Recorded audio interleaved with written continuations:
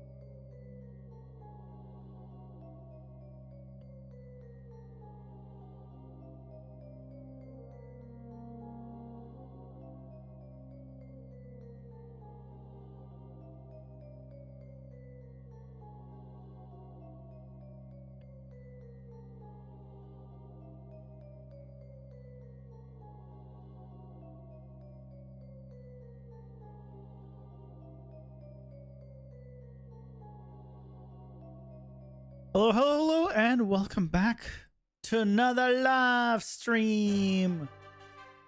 Happy Wednesday. Hope you guys are doing well. I see guts. You want to lick my balls? Is that what's going on?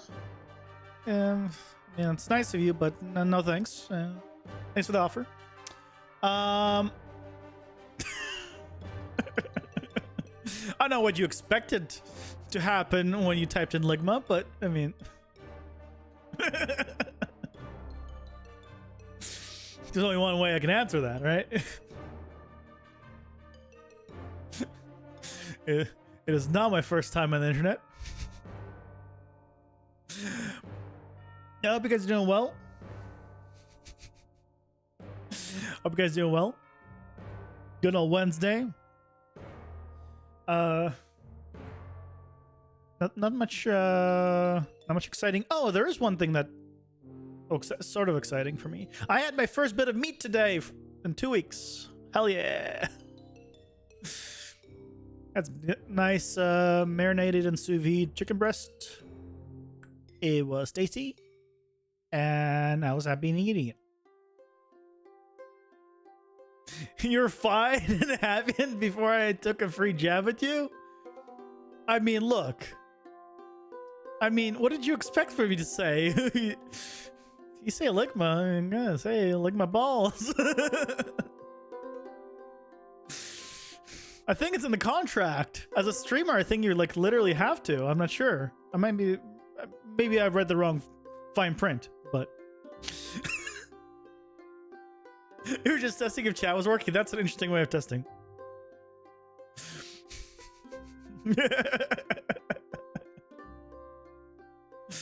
Well, it was working. So we confirmed that, so don't worry. Test successful. How was the interview? It's very forward-looking. The interview's tomorrow. I don't know where else to go. No, it's tomorrow morning. Today's Wednesday. Interview's Thursday. Yep. So hopefully it'll go well. The English names mess you up. Oh, like Monday, Tuesday, Wednesday, Thursday, Friday, Saturday, Sunday. Those English names. Well, To remember, I have a good way of remembering Wednesday, Thursday, Friday, because they spell WTF. So like their initial spells WTF. So if you're wondering like which ones are which for Wednesday, Thursday, Friday, just remember first letters WTF, because everyone's trying to figure out like what the fuck am I doing over here. It's terrible, and everyone knows Monday because the internet. So really, you got 3. Really, you only got 3 to like remember, which is, I guess, Tuesday and Thursday, because if you don't know which T it is, and then Saturday, Sunday, and Sunday's the one at the end of the week because it has a sun. I don't know. The other names are very different and easy to type. Well, just remember, like, how do you spell that? What, Sunday?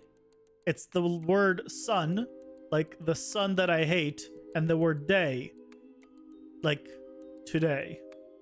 It is. That's it. Yeah, Sunday. You were close. Instead of W, it would be a U. And then you'd be right. Instead of W, it would be a U. Tuesday.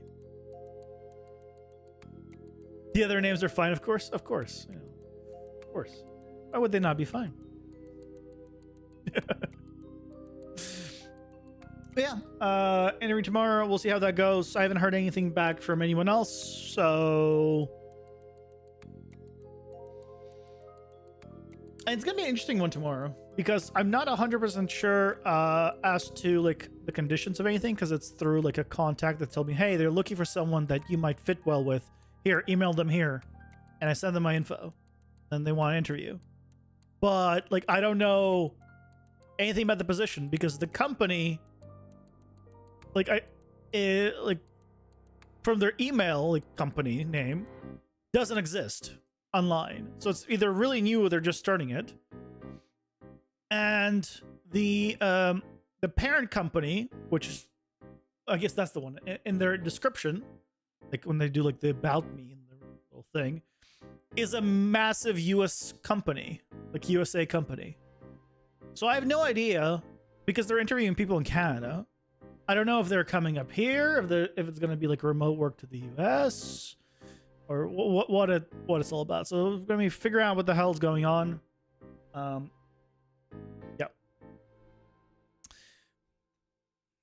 I don't know. Hello, Arthas. Welcome in. How's it going? So maybe they're hiding what project is about. Oh no, I know the project. Oh no, I already know the project. They put it in the title of the email. I'm not gonna say what the project is. I didn't sign an NDA, but I'm still not taking chances.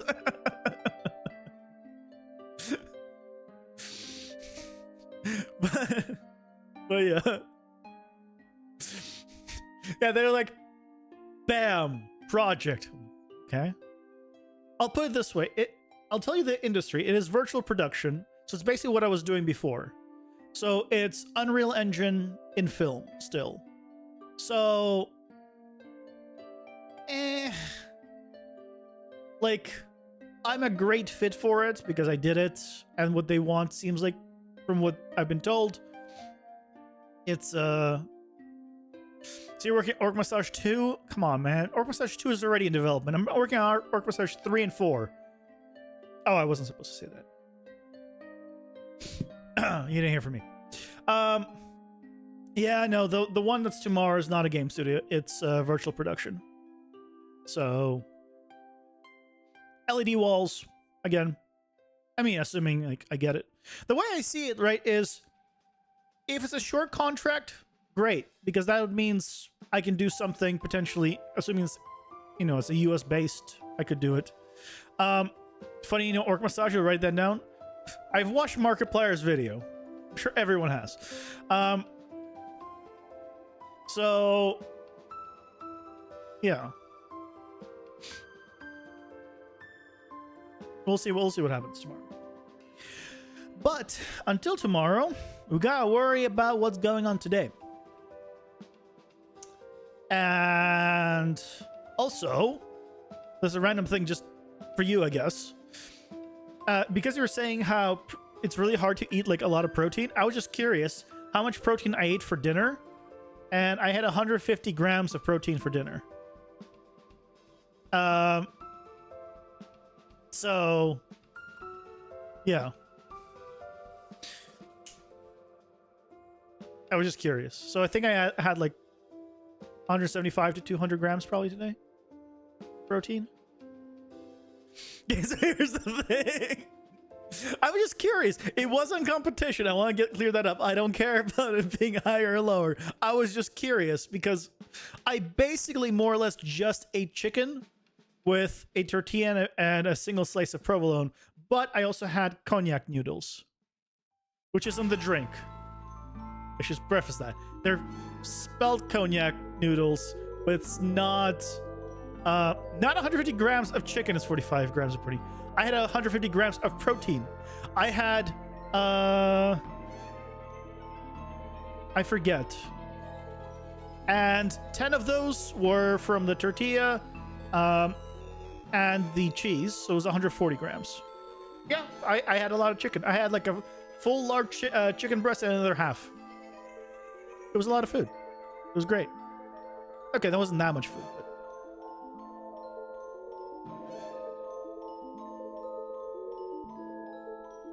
yeah. It was math again. It was about 450 grams of chicken.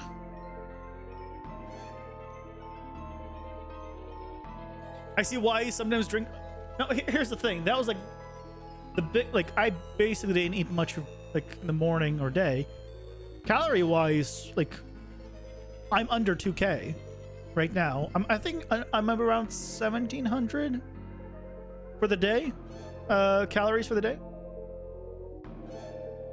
That's with all that. So I think I'm fine. And it's not for weeks and weeks. Yeah. Shall we get back into some game diff? I don't like small meals. I'd rather eat fewer larger meals. That's my thing. I'm not a snacker. I feel like if I'm always snacking, then I'll just eat way too much. I'd rather eat like 2 larger meals and then be full than eat like 5 meals for the same amount of calories.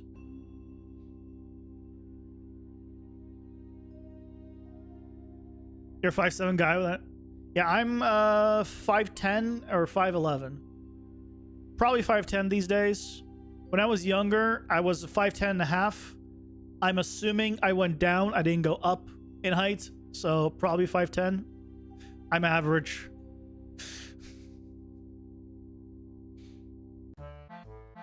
I'm definitely not 165 pounds. But I wish. One day. One day. Maybe this year. That would be a really big drop for this year. So, yesterday, right, we were working on this. Where we have, right, all of these walls kind of go up and down based on the distance to them. Which is really cool and is working nicely. That's a lot of water to drink. I mean, yeah, that's okay.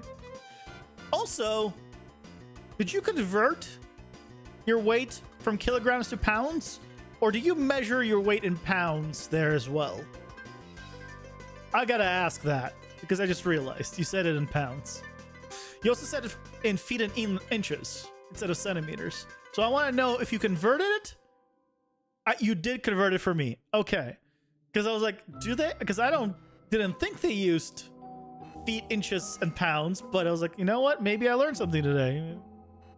I appreciate it. I appreciate it. I wouldn't be able to tell you how tall I am in centimeters. I think it was like 172 or something. 174. Low 100, like low to mid 170s, I think is where, if I recall correctly, like from middle school or something, or high school.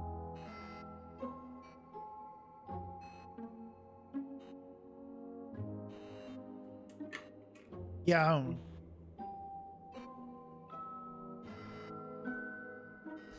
I haven't actually technically 1 inch is 2.45, not 2.5. So there's the point, you know, 0.05 subtracted over all of those. So we're probably gonna go to like 173, 172. That's what I'm guessing. I mean, hold on. Centimeter to height in imperial.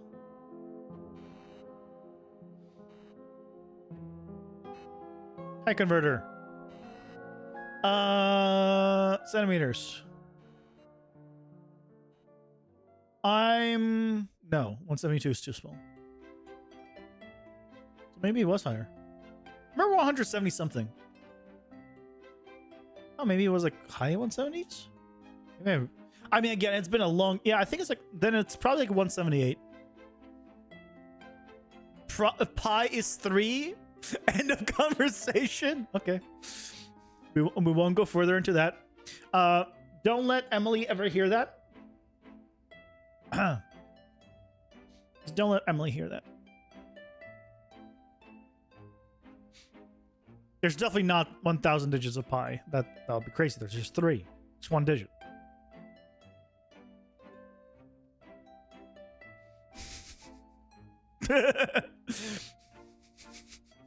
Now, Crazy's putting it lightly. Crazy's putting it lightly. Very impressive. But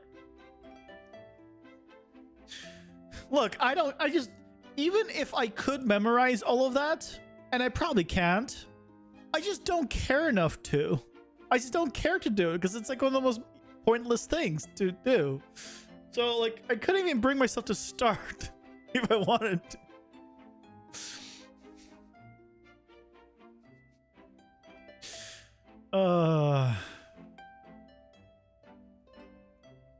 Really, the funniest part is that she wanted other streamers to try it as well. Yeah, I mean, it doesn't hurt to ask. It doesn't hurt to ask.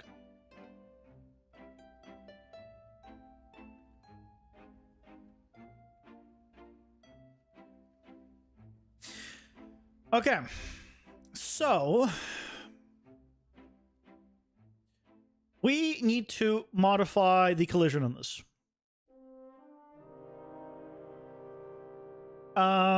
Currently it's using room wall.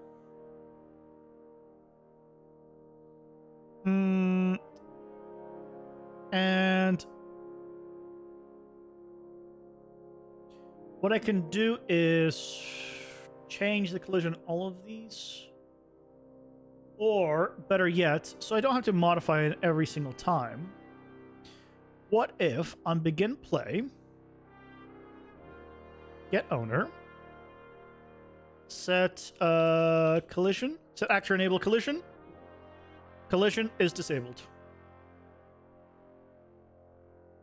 Okay.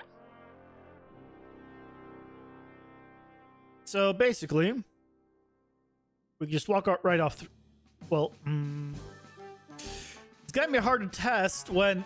Okay, hold on. Let me make it so it doesn't go down.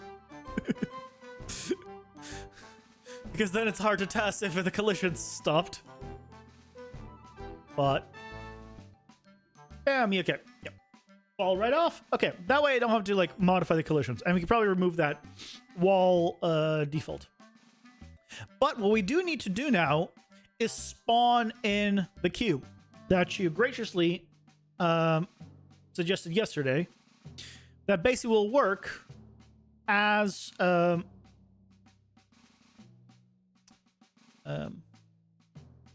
collision. Now, we can do is spawn. I wonder if I can do. There's no like spawn basic shape. No, some actor from class. The class is going to be static mesh actor, and the location we're going to get, but this.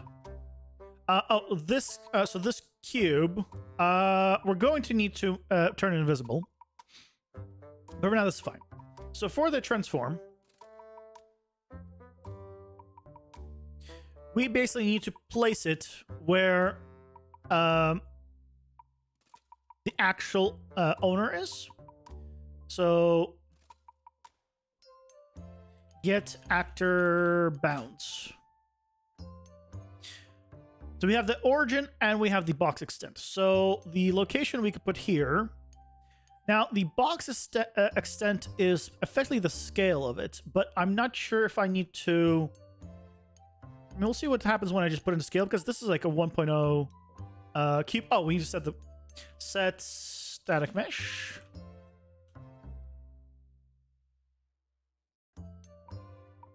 Now, these are all individual static meshes, and ideally it wouldn't be individual static meshes. But for now, we'll do this.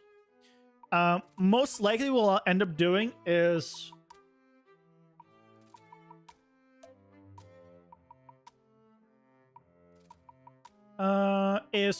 making an instanced version of this down the line.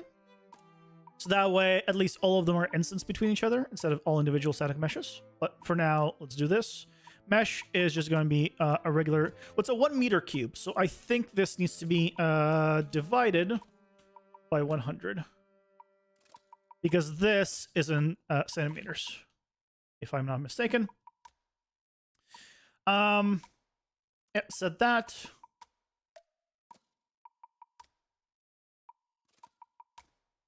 I mean, let's see what happens already.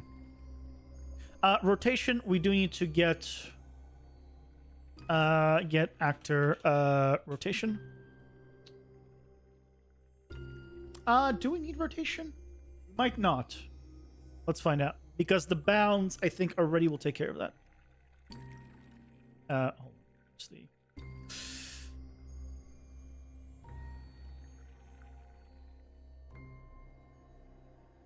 Oh.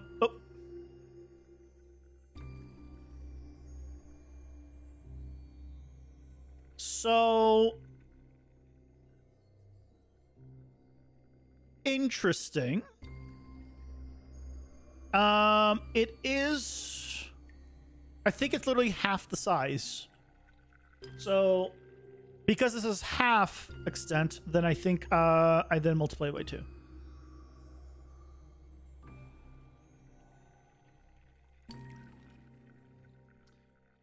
We'll check, just do divide by 50.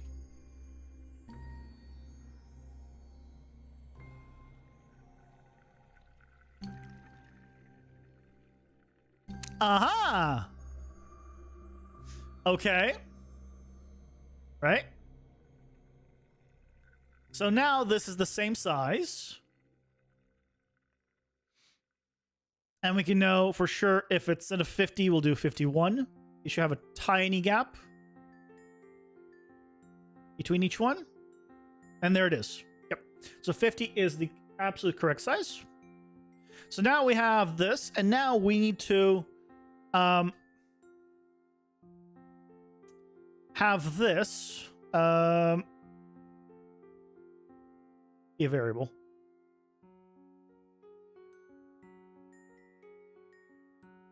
Current variable.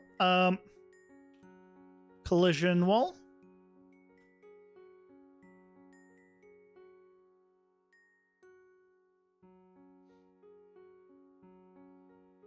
And basically, here, when we scale this, we also need to scale this. Or move this, we need to scale this. So,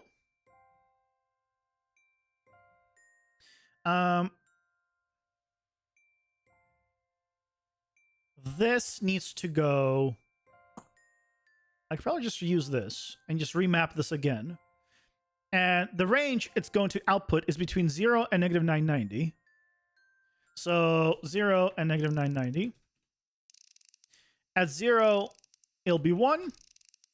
At negative 990, it'll be... I mean, I could do 1 divided by... Right, like tiny 0.01 to give it that little bit, but I think just 0 is fine. So then we do... set actor scale.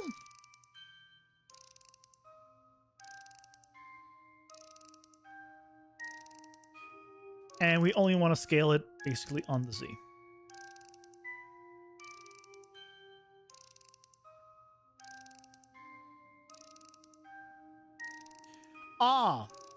But the pivot point, and right now it also is in a different place, and also we need to do we do need to get actor scale.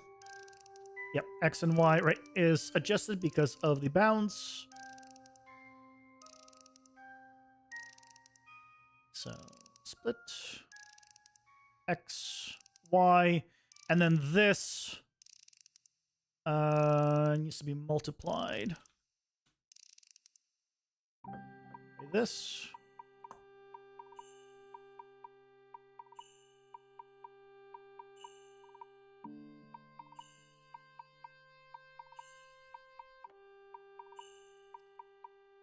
So this is all going to be correct minus the offsets. So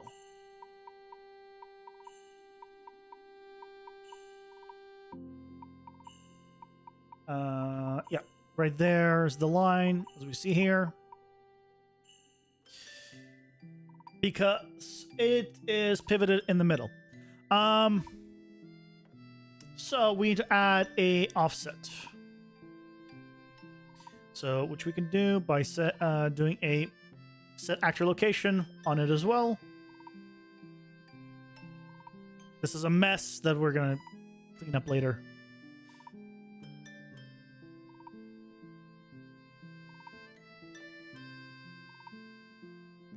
And basically the location is going to be this location.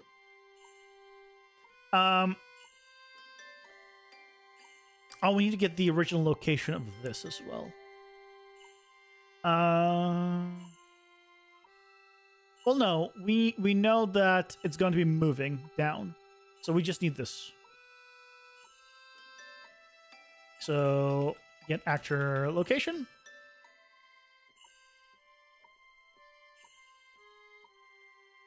And we need to just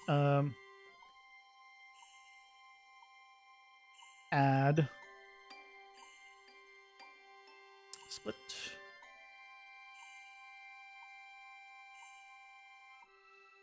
We're adding this divided by 2. Did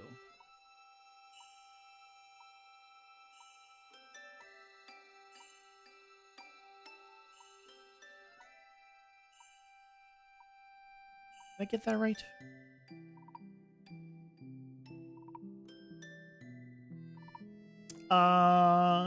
No.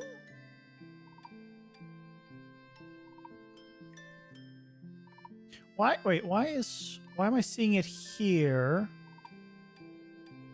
Why am I not seeing this? Oh, is it just because it's too dark? Oh, hold on. Oh, it needs to be movable. Whoopsie.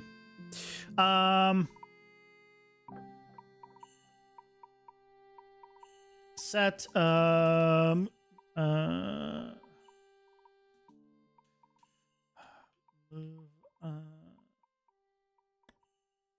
what's it called? forget what it's called. Mobility. Sets mobility. Movable.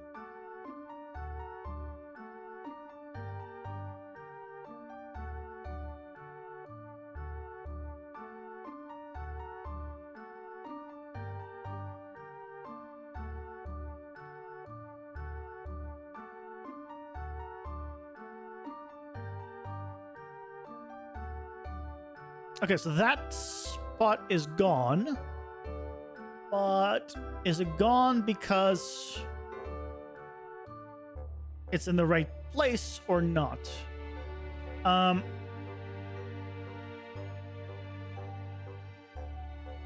Let's not scale it for now. Let's just move it down. I want to see it move down.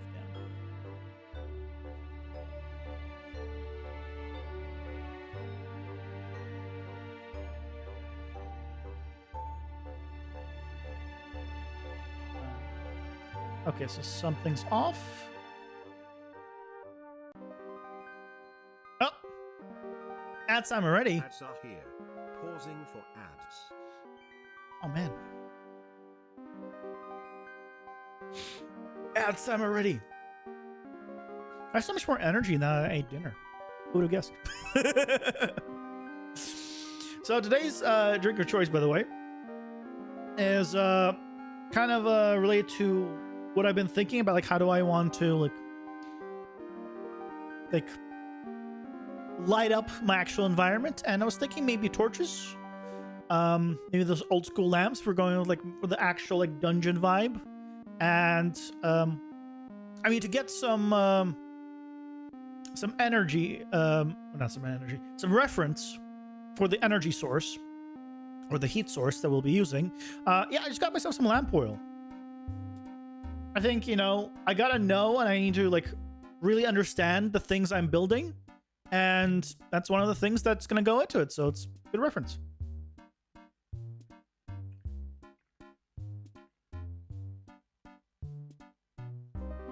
More energy because I'm eating. Because I had a dinner before the stream. That's why. It wasn't a secret there. It wasn't. Because I had food. I had dinner.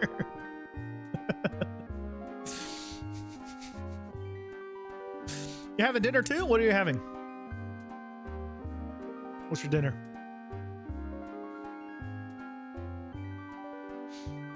Also, when I was, I did make a really shitty,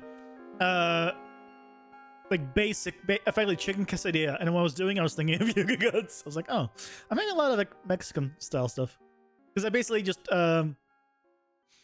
chopped up my chicken breast, put it in the tortilla, put some cheese on it, and then I mean, this is not an authentic. Let's get that straight up. I never said authentic. Put some provolone cheese on it because that's the one I got because it's the lowest calorie one they have. And just put some sriracha on it because I pretty much put sriracha on everything. Eating fried chicken? You have some score to beat? I very rarely eat. I love fried chicken. I don't know, honestly. If you gave me fried chicken and well-made, just pan-fried chicken, I'd probably go with just pan-fried. A lot of times. I like specifically more of the Korean fried, Korean deep fried, and the Japanese deep fried. I like more of the Asian style, which has a thinner batter. I don't know how they do it where you are, to be fair. I can't speak of it. I'm only comparing that to American deep fried, which is basically, batter, chicken, batter. It's the ratios are would you like some chicken with your batter?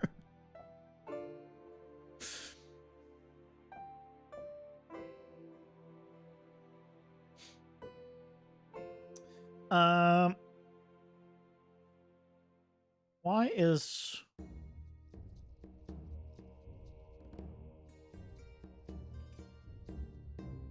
So this is doing correctly. If I divide this by 10.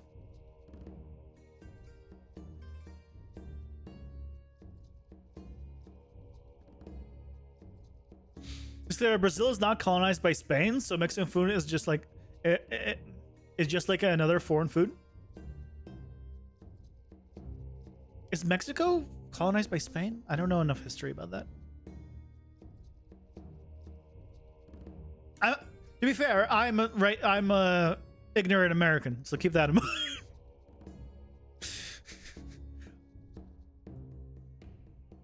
I assume you guys are like, it's different like versions of that, but I was under the assumption that like you all had things like tacos, quesadilla, right? What we considered like, I guess what we consider Mexican food. It's not really considered South American food.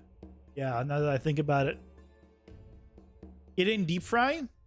You're eating this slices of chicken breast seasoned. Oh, okay. Pan fried. Okay. Yeah, when someone says fried chicken, because America, I immediately think deep fried. I've never deep fried anything. I am terrified to try. And don't care enough to, like, dear God, the calories extra I don't think is worth it. But that makes more sense. Yeah. So basically did what I did. I also marinated chicken for the first time. Usually I never marinate chicken. Almost all South and Central America were colonized by Spain. That's why they speak Spanish. They speak Portuguese because of Portugal. Oh, that is true.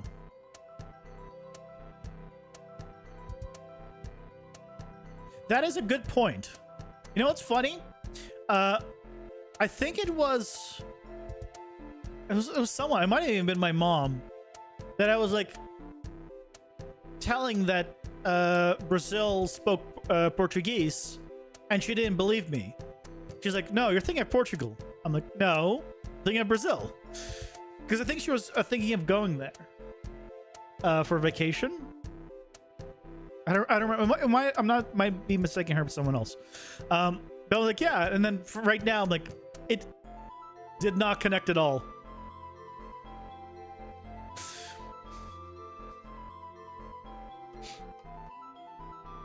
There's some French countries too. Yeah.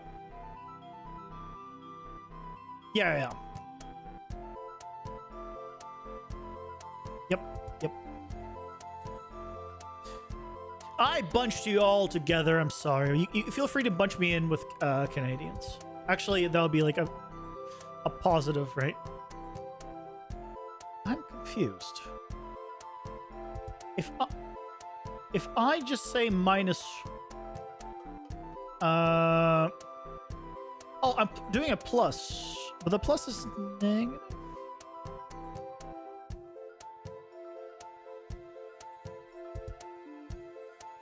A print string here.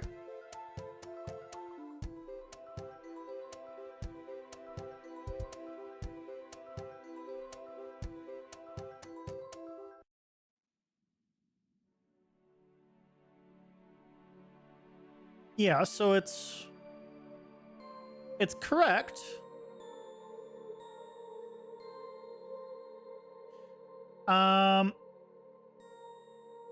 If I did like just -1, Canada don't deserve that. That's what I was like, yeah, that's probably like Latino in the US means someone from Mexican or Spanish speaking. We see Latino as someone from America whose native language derives from Latin or Romance language. I think in the US, Latino just means like below America. I think it's that generalized, actually, now that I think about it. I think if someone's Latino, I think it's assumed Mexico and lower, no matter where they're from. I haven't asked and like went across people, but knowing American Which is also, by the way, so I'm not like I migrated to America. I am not like born American. Okay, let's clear that up. But I'm American, as I call myself, because came when I was 8.5. I'm American. But the one thing that I never understood since the day I came to America to this day is why everyone calls it America.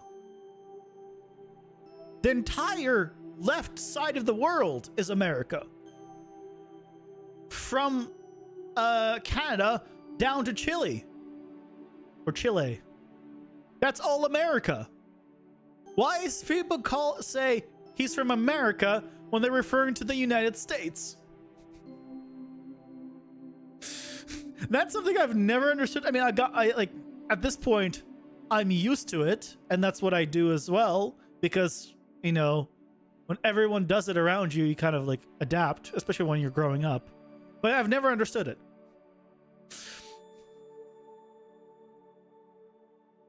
Yeah, you're American. Yeah, you are more American than me, technically speaking. You are born American and I am not. Yeah.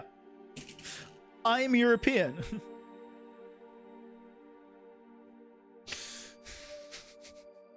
I mean, yeah.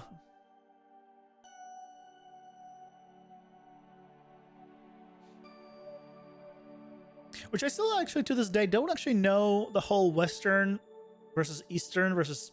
Is there a Central Europe? Because a lot of people say, I'm from Western Europe. But then I actually don't know.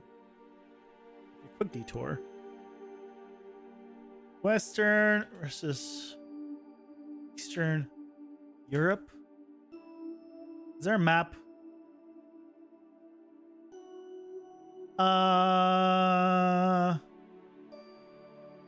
Hold on.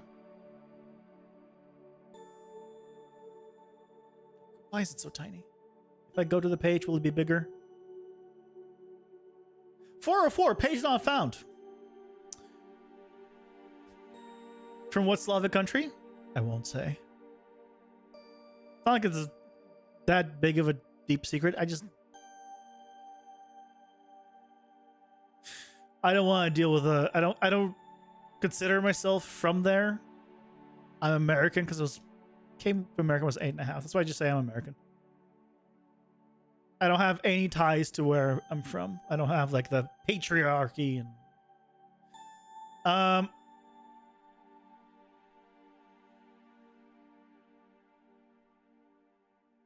can I get a single... Jesus Christ. Oh, is it a Western versus Eastern NATO thing?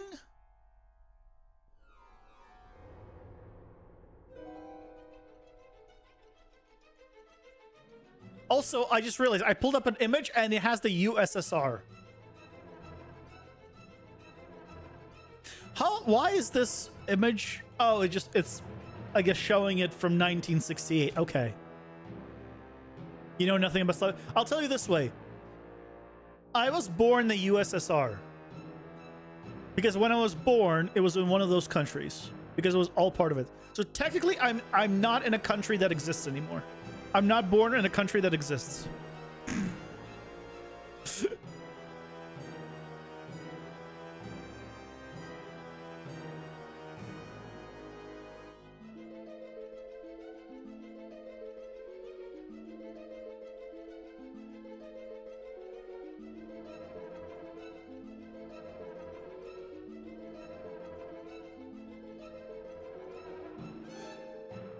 Okay, yeah, so I'm from Eastern Europe then. Capitalism versus communism? Yeah.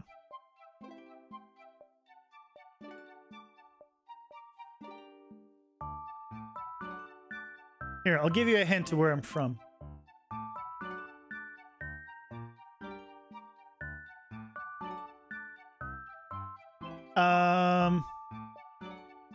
Damn, when you search... That's not gonna be a hint. It's just gonna be a picture of it.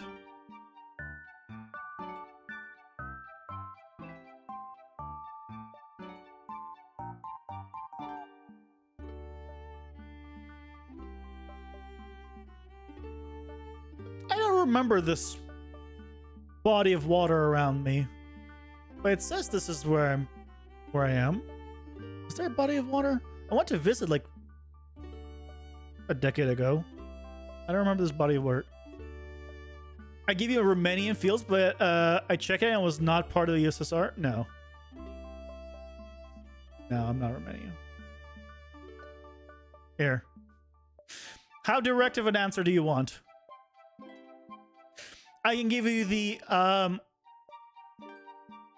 direct answer, and I can give you the they should tell you without telling you. There's a picture from 2015.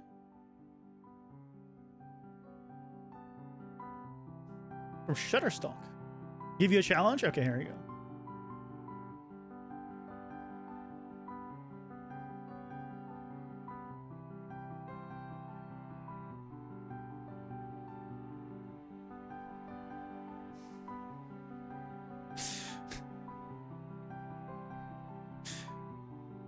There you go.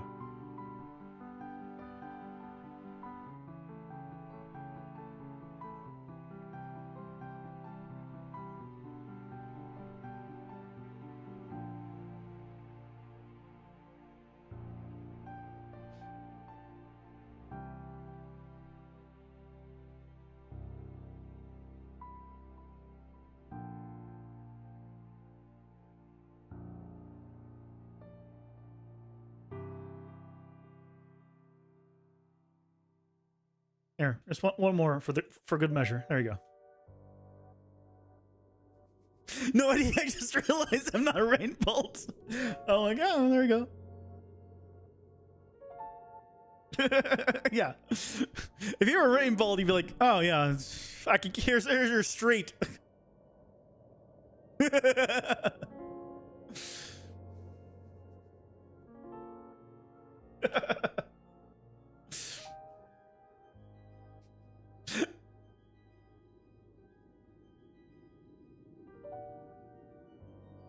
Why is...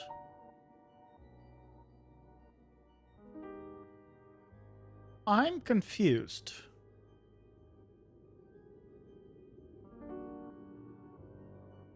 Where is this being placed?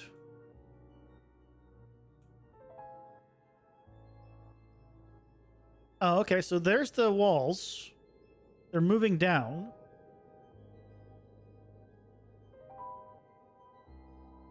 Are they continuing to move down? Oh, they're continuously moving down.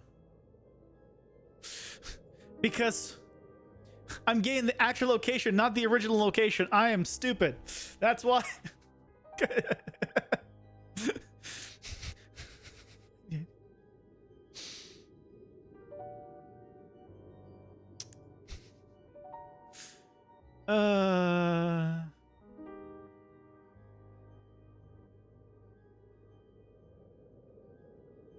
Don't worry, comrade.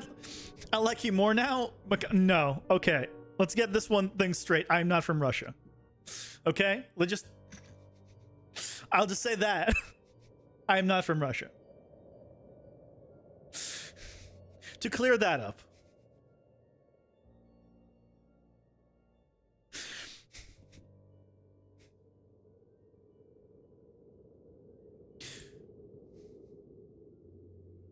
Or as it's called now, Russia. Wait, what I walk into? Hey, Gregory. Oh, Guts was trying to figure out where I'm from because we were talking. How Brazil is like from Portugal. He said in a clear American fear. That's funny. Well, the actual location is this. We know the origin, so that is the location. We don't, so we can just set that as the...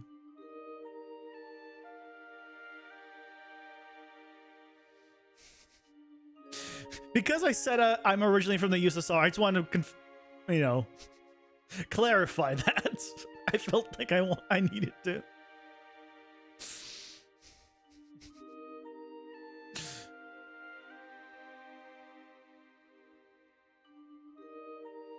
Yeah, we don't need this. So we need to promote this to a variable. Collision wall location.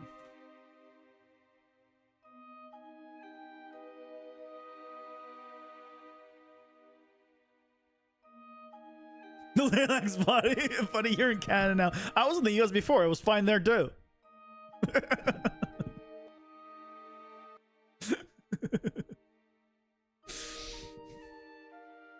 Don't worry. In Canada now, they already have my my photo and my fingerprints, and telling the US as well. Oh, here's a fun little story. So one of the things, because I've been applying for a permanent residency here in Canada, because after a year of being here, you can, which is equivalent to a green card in the US, and I'm sure it's probably called different things in different places. Have you been interested? No, I was applying for permanent residency. That's why I'm doing it. So they require a lot of stuff for it. And one of the things is you need to get a police report, basically wherever you're from. In the US, it's not a police report. It's I need to get an FBI check, effectively. So basically I need to, submit a form to the FBI. Like, here's my info. Here's my fingerprints. Do you have any records on me, effectively? Because if it's that, I don't need to go like individual police departments, because every department in the US is separated. So I have to do the FBI one. But right before I was about to do it, like a month before, they made it so if you're outside of the US, you can no longer do a digital fingerprint. It has to be mailed in. Why? I don't know. It's like the US government decided, look, yeah, we don't like technology anymore. It is too much of a hassle. Let's go back in time. It delayed my application process by like 2 months or something, or like a month, because I had to redo it because it didn't go. The first one wasn't good enough, and we wouldn't have known. If it was digital, we would have known. God damn it. But at least the one here, it was digital. It's all good.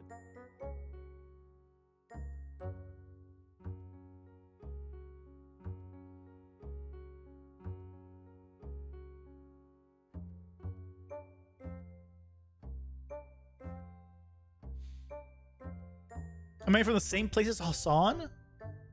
Turkey? No. If I recall correctly, he's from Turkey. A couple of years ago, you ran off to Central America, and none of the banks would transfer you money until you proved to them you had not been kidnapped?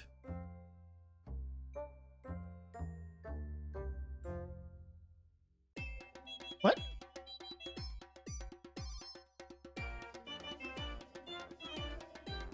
What? But if you just went somewhere, you should have all your documentation with you, so...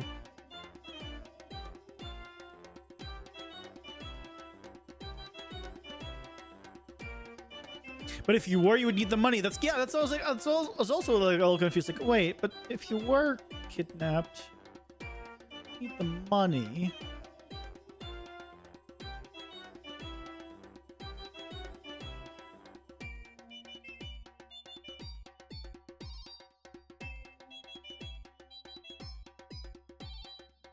Oh, everyone's looking for you.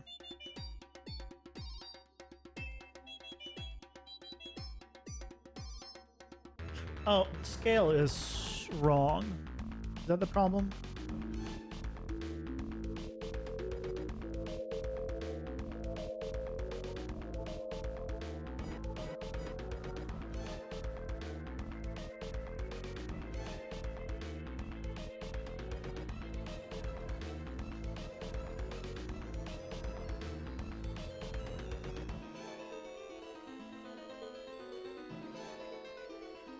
It's gonna go down to 0, yeah, but here it should be...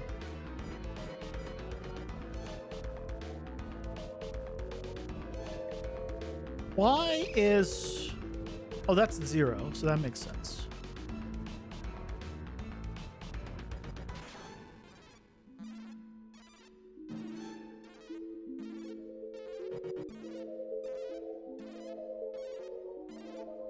Let me see about instead of 0, I'm gonna make this like 0.5 just to testing right now. I just want to visualize this.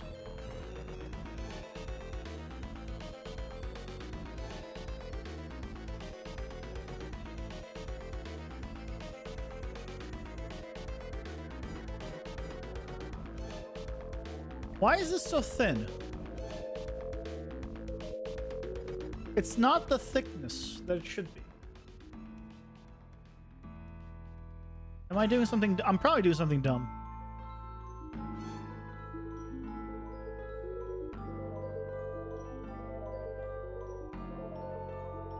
It's not the actor scale, is it, that I need to be modifying? No, it is actor scale.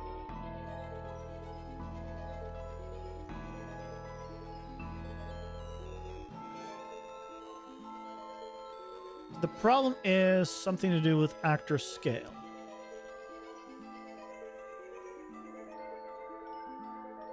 So this is all working.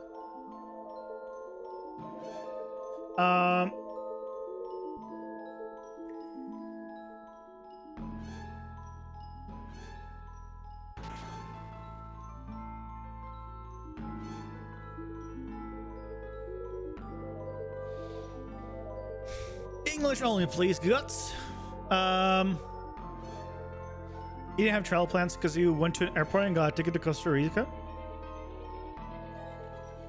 You know what? That's impulsive traveling. I mean, I've never done that. I've never gone somewhere like not had money. To be fair, I don't really travel myself. Gemini AI solved the mystery for you. What did it tell you?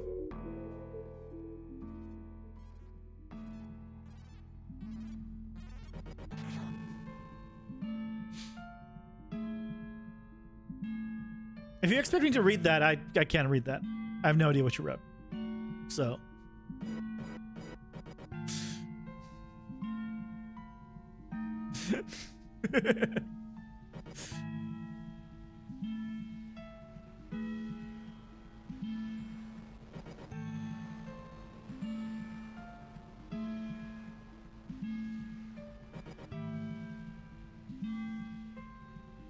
This should work. You just translated got you? Oh. Yeah. Not understand it, sorry.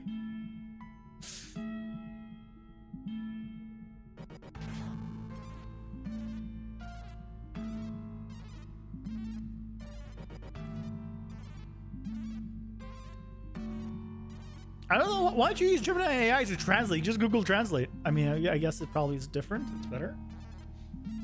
I'm confused. I scaled it by 0.5.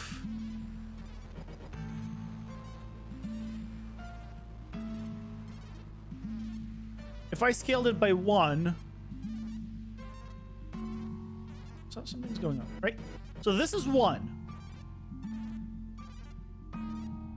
Right? You see the entire thing at 1. At 0.5, it disappears. 0.75?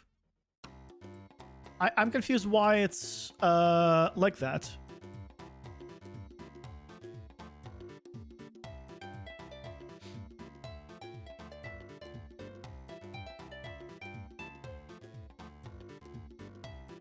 Yeah, at any fraction, it's gone. If I just pause and inject.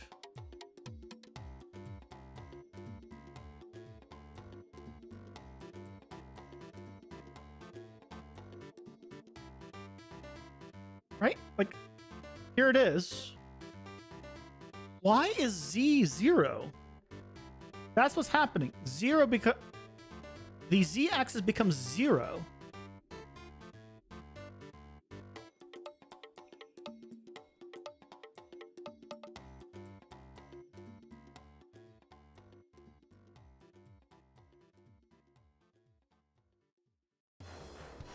What?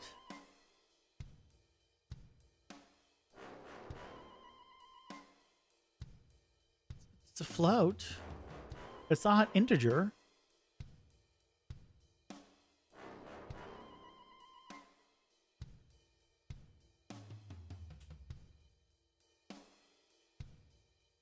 It's not like it should be like snapping down.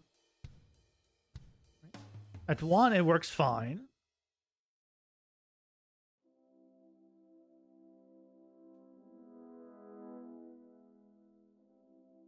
Ads are here. Pausing for ads. Okay, ads time. As I question what the hell is going on. I mean, I could scale the component, but why would I need to? Scale the component instead of scaling the actor.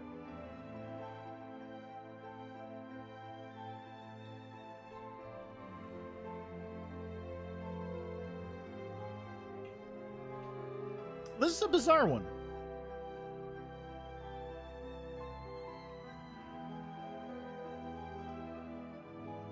I should invest some time into Japanese again.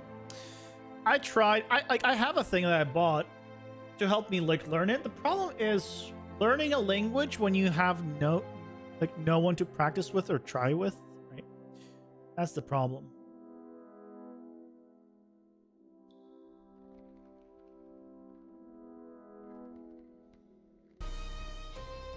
Zero on scale.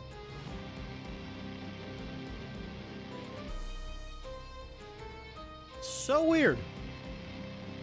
It's acting like it's an integer and it cannot hold a fraction for a number, but it is a float.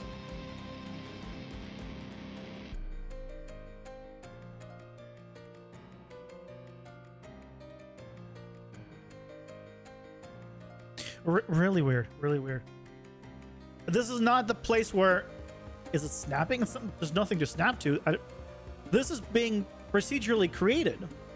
So it's not like there has anything to snap to. Not like I'm telling it to snap. It's just setting the scale here at 0. For some reason. If it's not 1, it wants it to be 0. If I set this to be 2, is it gonna work if I do 2? Let's see what happens when I do 2. Wait, 2 also doesn't work?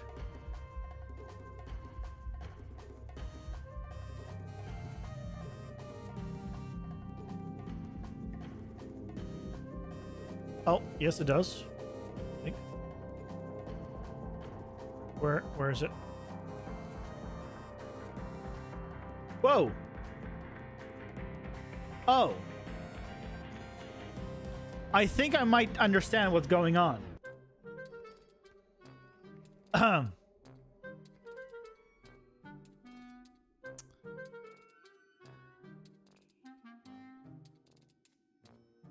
It's scaled every frame. It's counting pi. Actually, Emily needs to keep up with this. It's scaling this every frame and basically becomes 0 really quickly. It's not... It's because I'm getting... I did the same thing as here. So I need to get...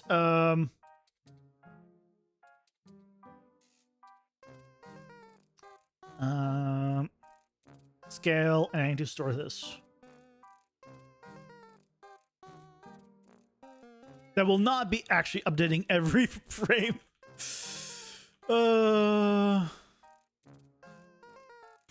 You know, I said I feel more energized today. I never claimed that I'm smarter today because of it. Because that would have been a lie. It is still 7 p.m. and my brain clearly never works that late. Now, theoretically, this should work. Oh, no, here. Split.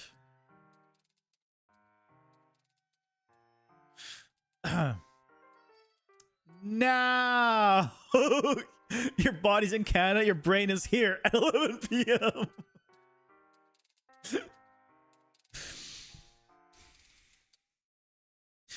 It doesn't help that I'm like also thinking about like, you know, streamer brain is real, as I always say, right? As everyone says, not just me. Streamer brain is real. There we go. Right? Okay, so things are actually starting to work. And this just needs to be 0. Well, 0.01 technically.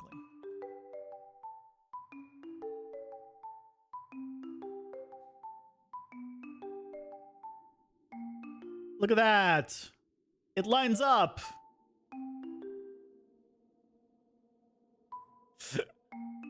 It lines up. It works.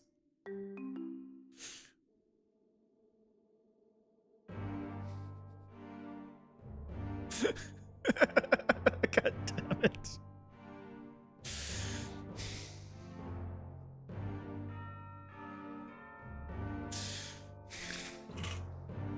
Yep, brain clearly not in the right place. That took.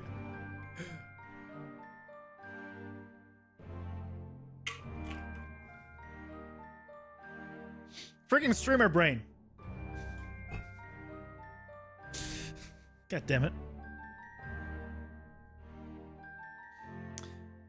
Okay. Well, yay for that. So that works. Now we do need to also set the visibility on it.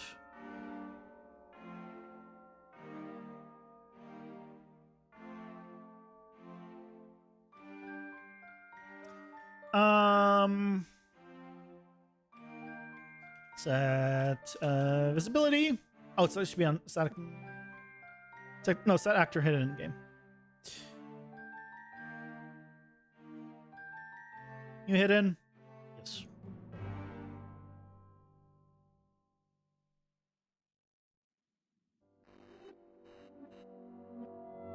There we go.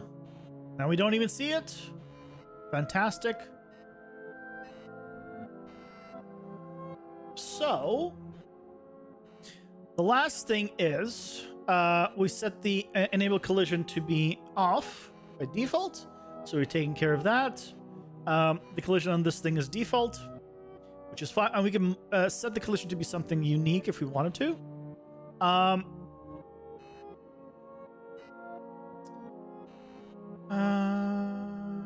Because there are some things that we might need to...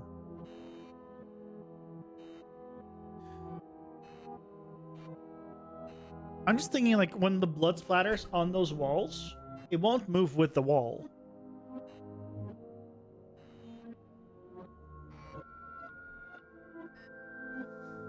I'll deal with that kind of stuff later. The main thing is... like, that's, like, not important to fix. The main thing is, we should now be able to, right, move around this entire place all correctly. And even if we go, like, below something, it'll still... this should... Yep, this... Actually, how does this one... Ah. Okay.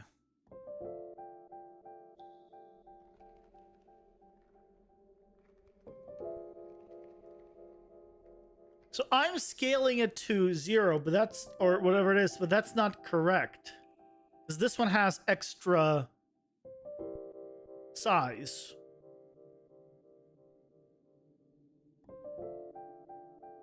It's fine. It's fine. It's a problem, like, in these, like, corner areas, we can just walk through them, but... Right, this is the problem. It's okay, you know, just...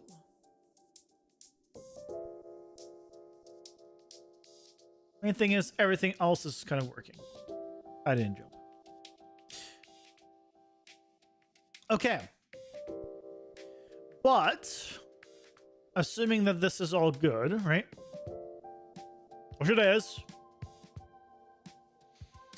The next thing that we gotta figure out is how the hell do I smoothly, based on wherever it is, whatever height it is, have them all come up and then come back down to the correct information?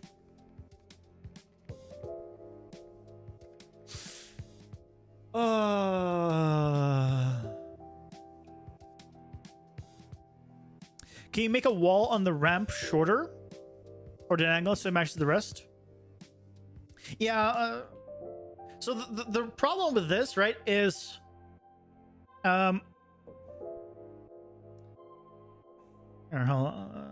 where's paint? I'll explain why this is the way it is. So right now, if the wall is this and it moves down, it'll also scale down until it reaches 0 where both line up, right? But if there is a ramp, I want the top of the wall to line up with the top of this wall. So, but then that would mean that this wall, I would have like this empty area. So I have it start from down here. But it's moving down a certain amount, like a hard-coded amount. It's not moving down the full length. Even if this was like 10,000 units tall, it will still only move down 990 units. So it doesn't move down all the way, but the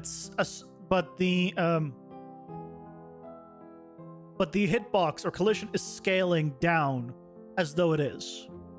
So that's why it's a little weird on these like corners. But not gonna concern myself with it right now. I don't think it's that big of a deal. It is something I'm gonna address. It's just I think for now, it'll work. You would match the ramp angle to the wall, so the height would be consistent all walls. Yeah, there's like a few things that can be done, but like I could just have it where it's just a lower wall here. It'll be like this. And then when it goes down, it'll probably go down. There's a few things I can do. But yeah, this is why it's happening that way. That's why this is the way it is. Because you can see it's moved down, and when I move away, right, it's going to go up. But that's because it's moving down that hard-coded amount. And it is assuming that it is the way it is. And the reason I can move... Yeah, I can't move through here for some reason, but I can move through higher areas.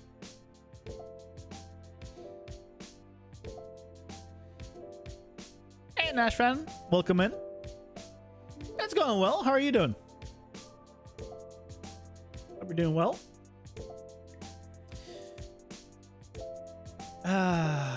Yeah, this is You okay? Oh, it's good to hear. Yeah, so this is all kind of working. Again, the next thing is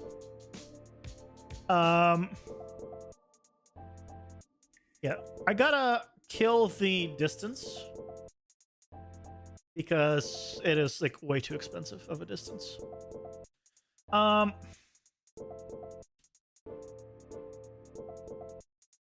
The other issue, what was it?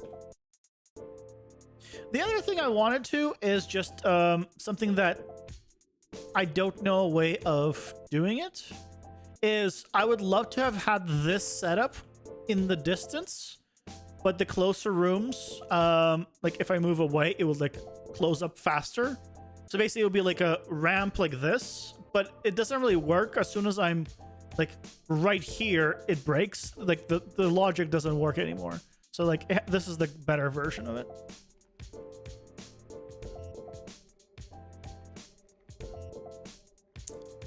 Why am I seeing you? Do I not have the height information be the same? I shouldn't see you.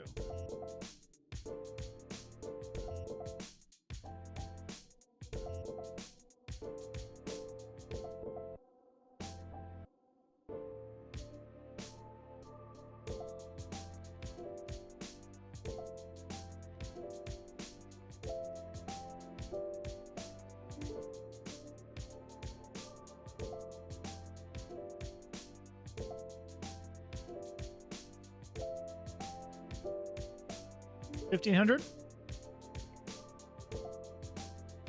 And now I don't see you anymore.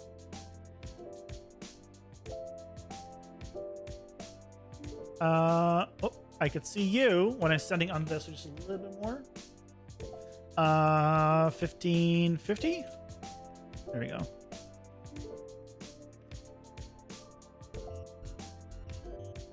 Okay, a little more. So 1750. There we go.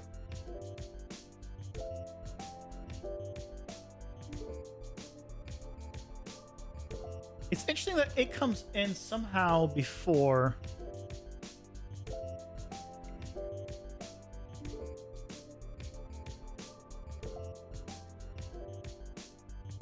Yeah, that's really what I want. Okay, 2000.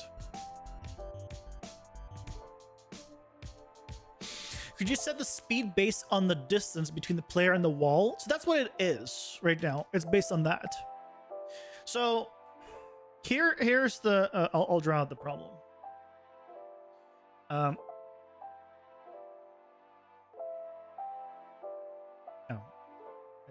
did I not make a new? So the problem is when I'm in the room, right? If this is the room, and let's say I'm right here. What I want is these walls to be lower and the walls here to be higher, right? Basically the distance, right? I'm closer here, I'm further here, so I want these walls to be closed off. Hey-oh, welcome in. Are we having a good day? But if this distance is all it takes to have it like all the way up, that means the room right next to me also has it all the way up, in which case it's blocking my view.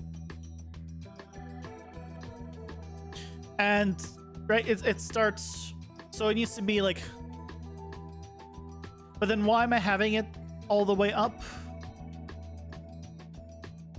I'm sure if I sat down and like without stream and just like went in and just thought about it, I could probably figure out a solution. But this is fine. The system right now like works and it does basically what we want, right?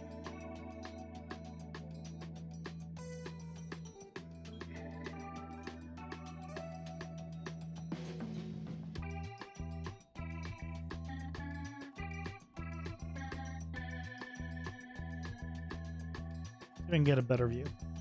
Better view somewhere? Yeah. Right where you can see the walls in the distance are going down, the one, but not as much, and the ones closer up. Yep. By the way, so you see how this is something that I need to see how here we're not loading that far. Like, we're not loading the rooms all the way there, and here we are. I'm gonna need to figure something out. Let me actually add some fog.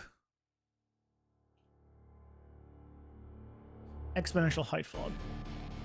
Because I need to start testing with fog.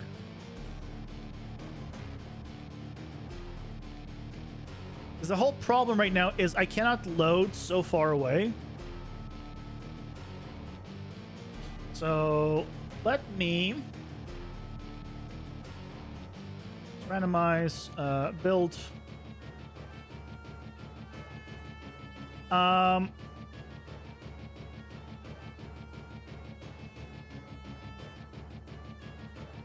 So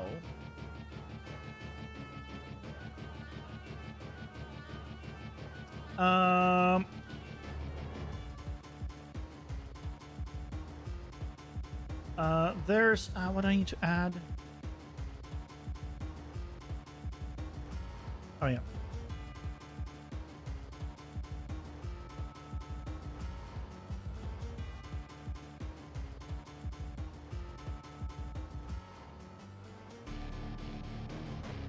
There's a window. It's not the light mixer. No, it's not the light mixer. There's a light manager. Have you heard of a plugin called Easy Fog? I have not actually. Oh, maybe I have heard of it.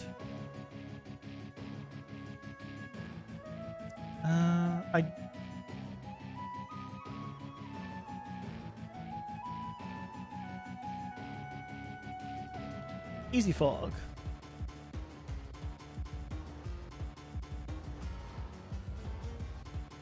Oh, I have seen this.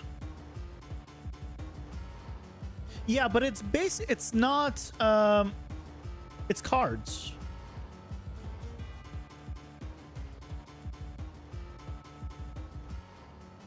These are cards. Right? I'm assuming. Yeah, they're cards.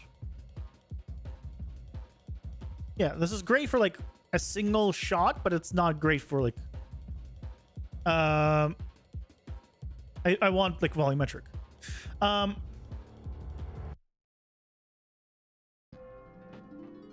don't remember just what. I guess here, let's make an easy test. New level. Right, because here, right, this is working. So what does this need? Is the skylight that it needs?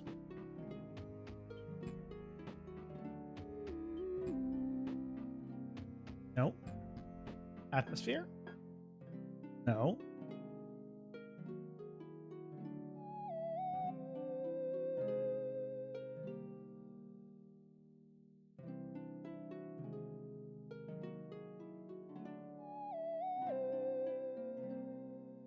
Wait, what does it need?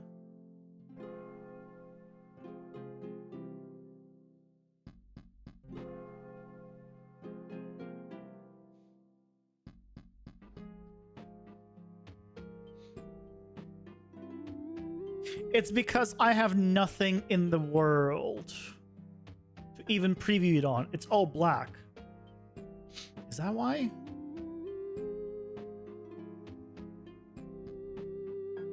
I think that's why.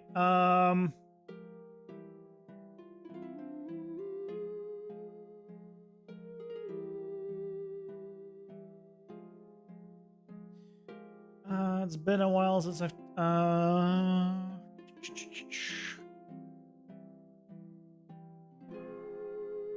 I want how do you make it start sooner? We're looking for new fog related, and welcome in Thundercast. Where do you control the start of the fog? Start distance at 0. But I guess I just need to, actually I just probably need to see if I thicken it up. It's not really starting sooner. Like, I wanted.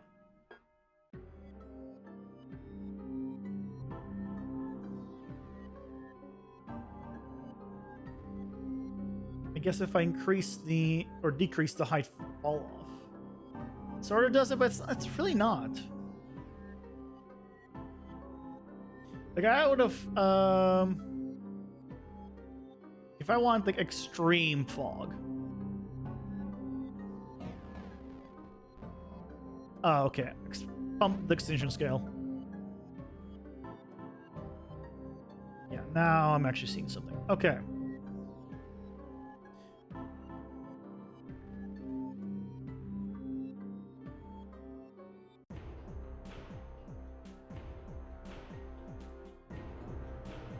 Where's my dungeon? Dungeon. You wait. Yeah. Okay. There we go. So now I can actually play with it. Um,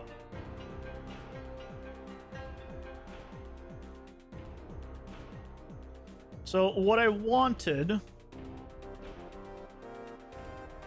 was basically to start it later, maybe at 3,500. It's a Tubu. No, I'm still on 5.3. I do need to upgrade to 5.4.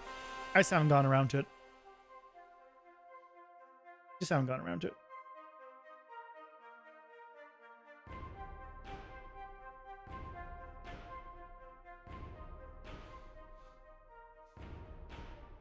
So ideally what I want, I guess, is a wall of fog where it's way too thick at a certain distance to see past it.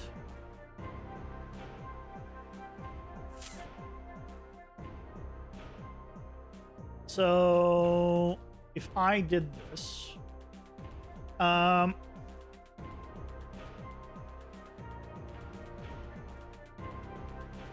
then increase the starting distance.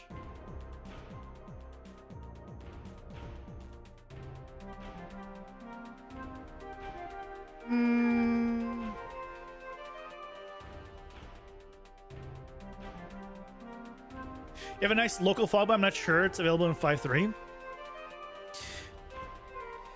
No, it's fine. It's fine. I'm kind of playing around. What I'm basically doing is I'm doing effectively a test right now, because right now,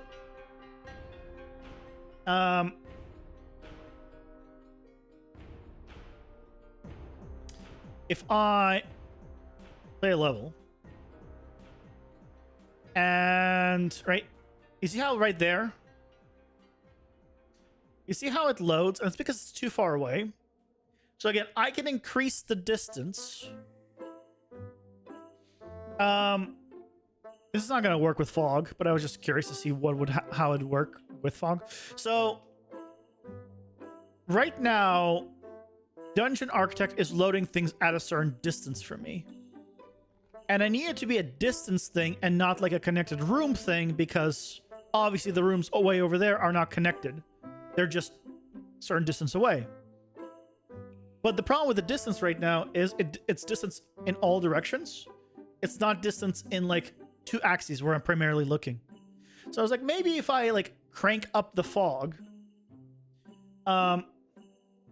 then maybe I can like hide that with a low range, but no, that's not gonna happen. I was like, maybe, like, well, what if, like...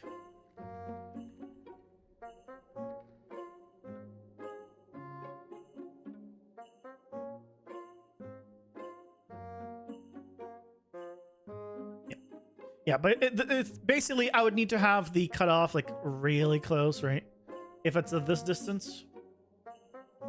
So...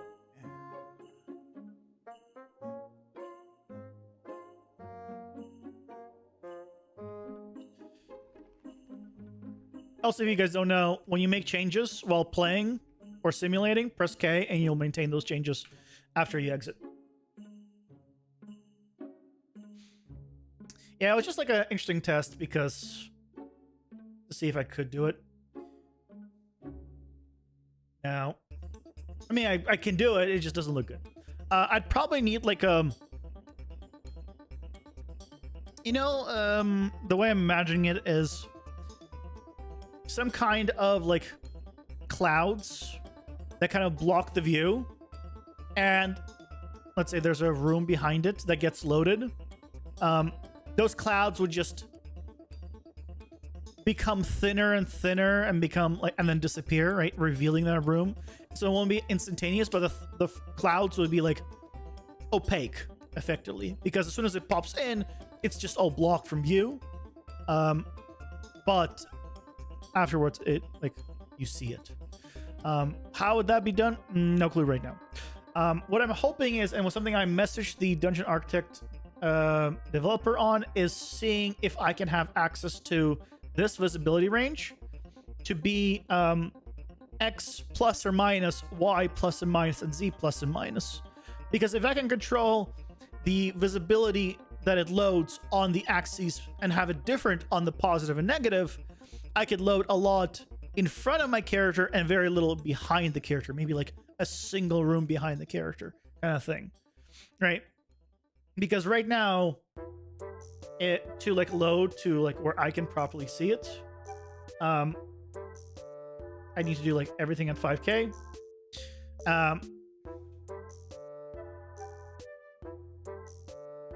And that just loads like way too much. Ads are here.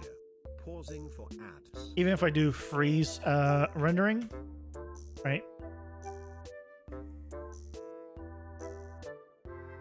Also, I don't know if when I do freeze rendering, it doesn't freeze. But you can see that there's my character. I know I'm supposed to be paused. There's my character right there. And I'm just loading all of this. I don't need to be loading all of this. Like I don't need to be loading anything above me. I don't care about things above me. I maybe care like about one floor above me. That's it. I don't care about anything else. So I'm just loading way too much. So it's a big performance hit just from that, but it's not something I have control over just yet. So hopefully that's something I'll get introduced into the plugin.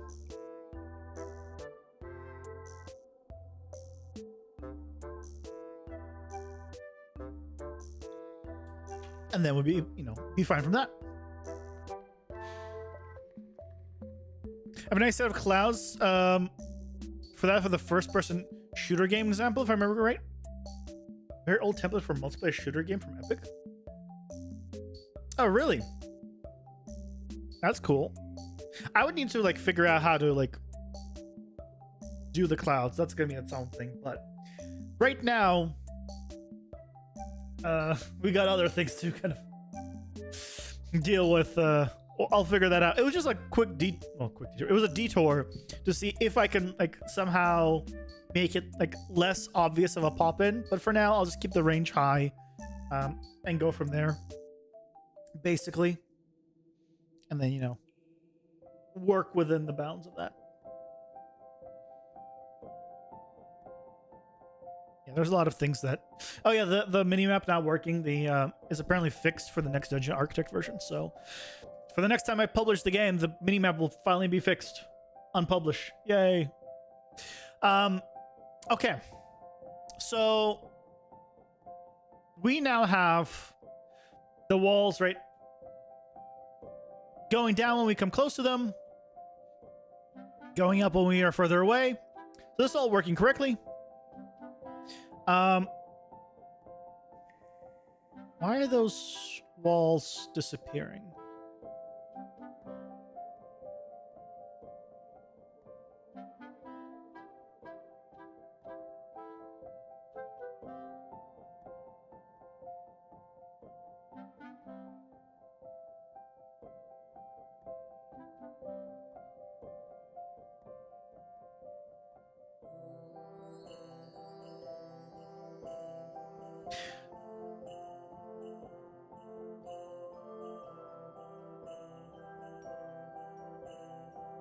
I'm not gonna question it.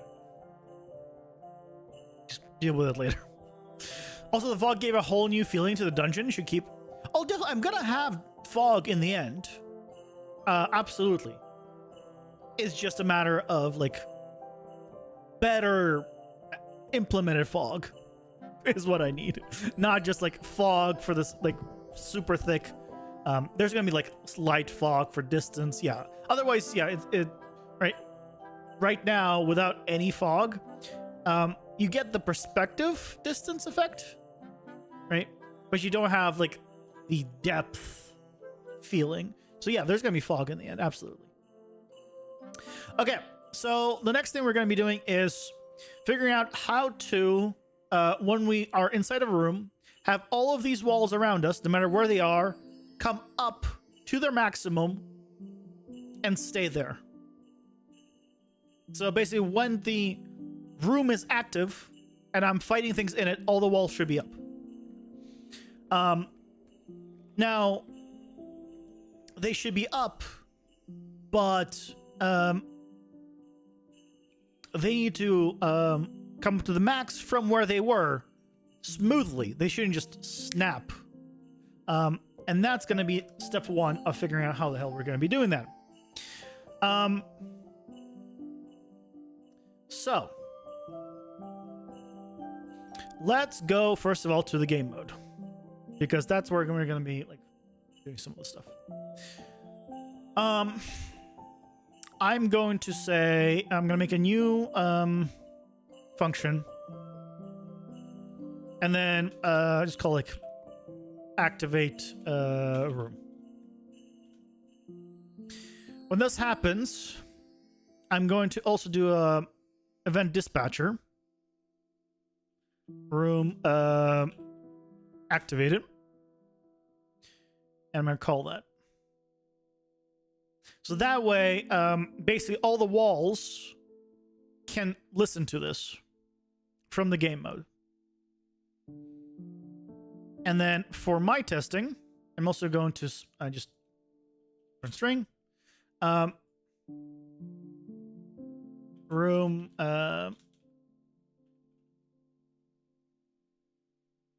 activated. Nice green color.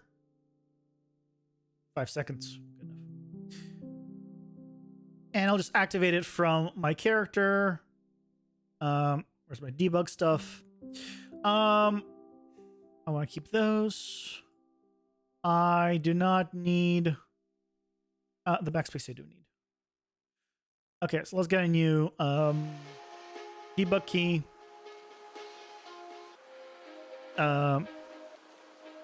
Left bracket. Get game mode reference, and then activate room. Okay. So come in, press the button, room activated. Okay. Doesn't do anything yet, but it's not working. So in here, can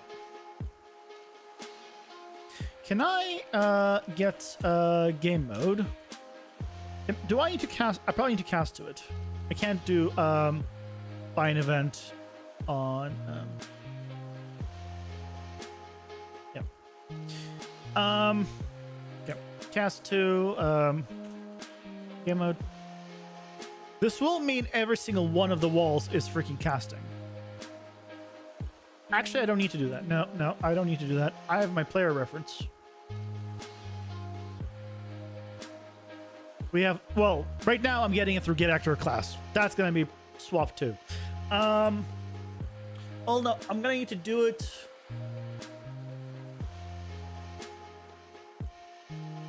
The shooter game template released 10 years ago. You're getting old.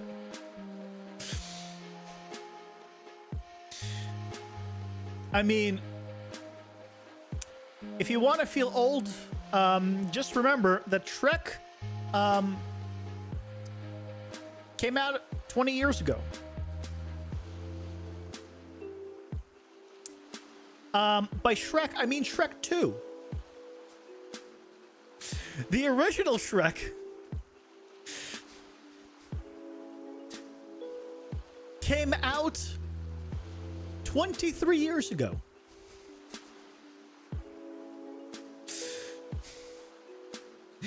Some people, I imagine, in the chat might not have been born yet.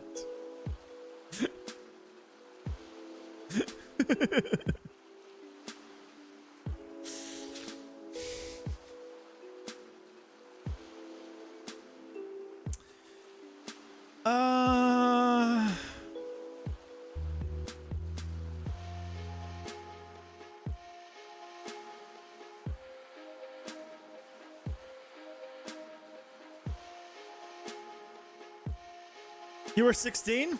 Well, I don't know if I should say one of the lucky ones or one of the unlucky ones. I don't know. You're both. Yes.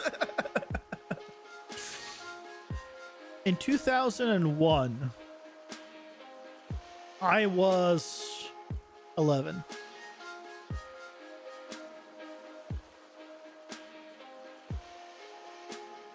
For the majority of that year.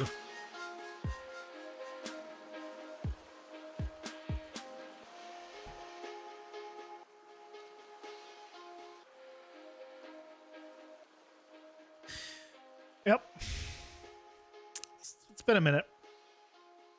Okay, so we can get the player reference from this.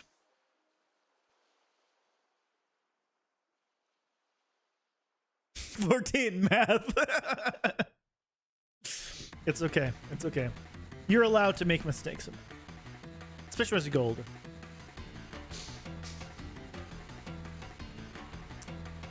Um.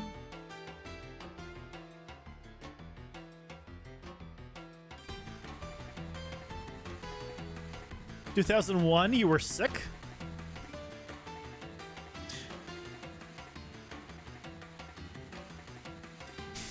We're all old in this chat. I mean, to be fair, my demographic does not have, like, many kids.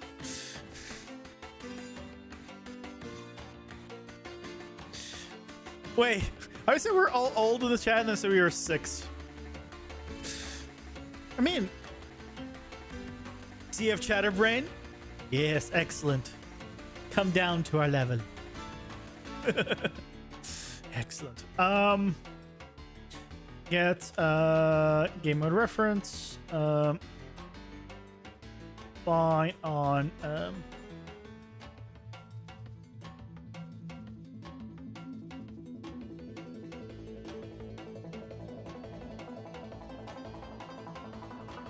room activated.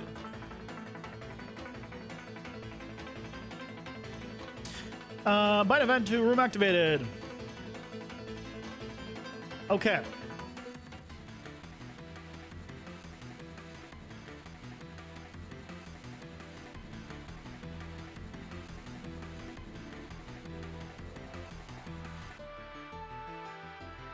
You're older, you're always 30 with you guys, Fudge. Look, just remember, when you hit 30, everything changes. Everything changes when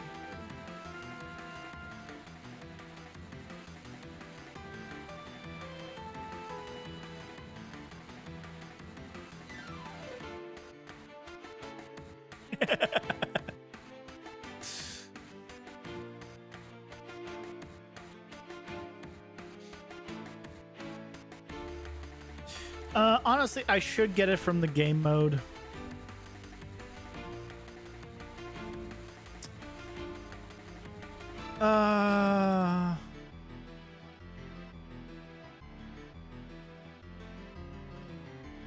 Get game mode cast 2.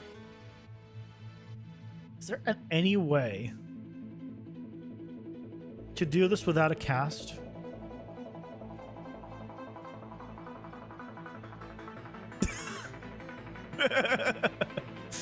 No, you'll be fine. You'll be fine. Mentally, maybe not, but you know, physically, you'll probably be fine. Okay, I'm not gonna deal with it. Not gonna deal with it yet. Okay, so what we need to do basically is what we're doing here.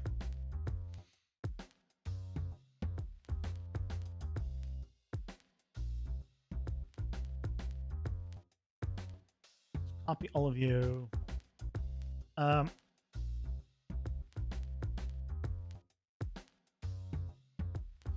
Where basically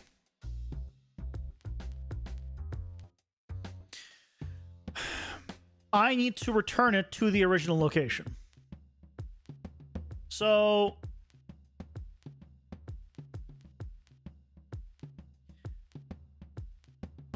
but I need to not do it based off of my player anymore. I need to do it based off of the location where it is.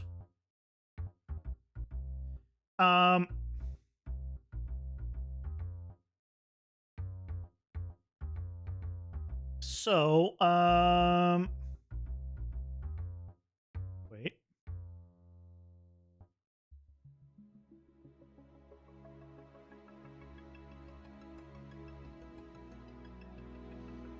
Which means I need to do a interpolate over time.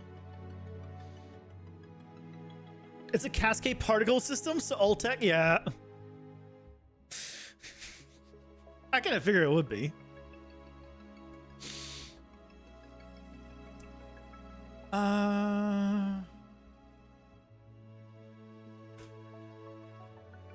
Curiosity. Interp 2. So I'm a little confused here. This interpolates between two vectors, and this interpolates between two vectors constantly, like at a constant rate. What rate is this at? Is it a spline? Because it has no other inputs here. But so these inputs are the same. The current, target, delta time, and enter speed is all the same, but this is the constant one. So what is this? What? Is it like an S-curve? I actually don't know. So we want to go from this to the original location. Get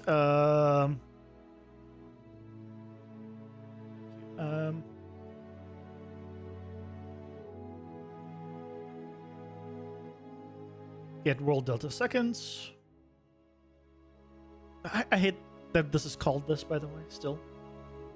Because I'm just used to delta time. Like, right when you do event tick, right? It's like it's delta seconds. Fine, Unreal. You win. You win this time. It's me. I'm the problem. God damn it. God damn it. I'm the problem.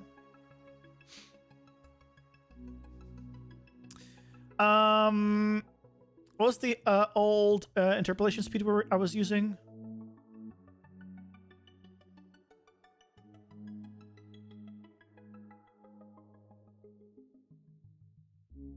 Oh, all right. I removed it. Oh, no. I was using 100 here. This is going to be too slow, but I just want to test it. And then set the location. And then I also want to disable this. So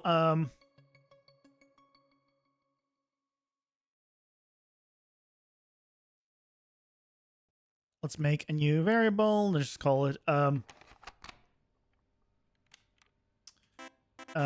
animated walls. Default will be true.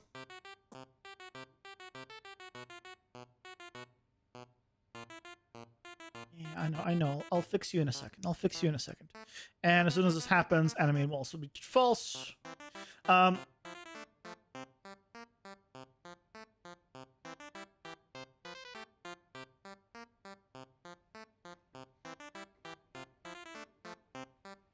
Get owner.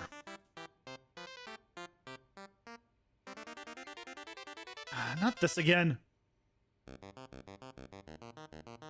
I don't. Why? Why is it like this?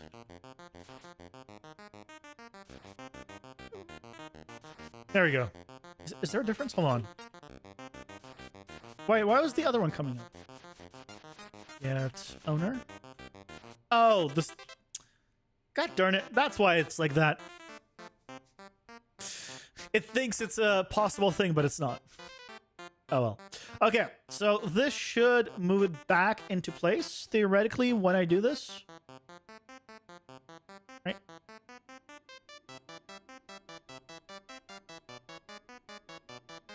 That failed miserably.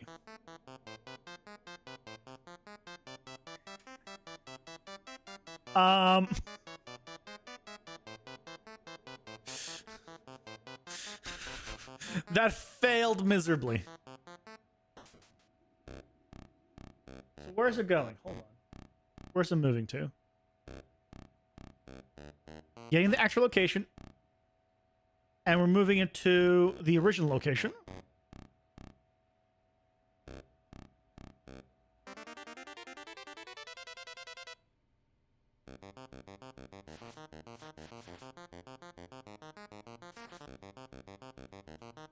Well, the print string will just print like a bunch of stuff.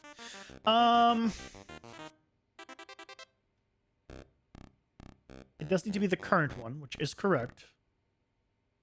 I'm returning it back to where it was. Like the locked location. Oh! Thank you. Yep. I was even talking... I do this way too much. I very rarely use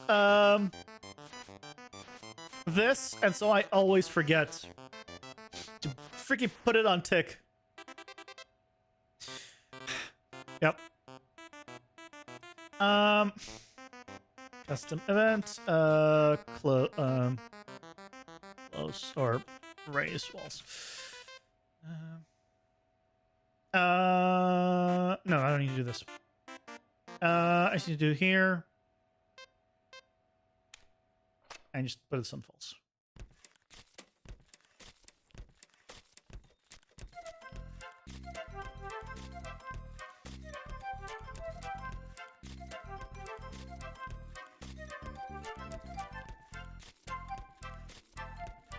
Where are they going?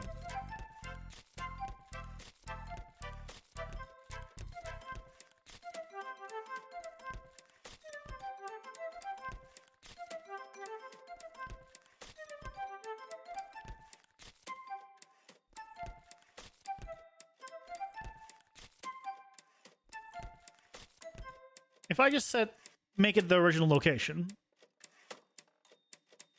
Yeah, I don't like V-interp too. It's so hard to set up. It's a pain, but unfortunately, the problem is you cannot put freaking timelines in actor components.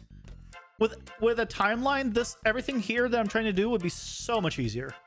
Because you can basically play, pause, rewind, right? You can just and do all of that with a single timeline. So you can control that very smoothly, but you can't do that in an actor component.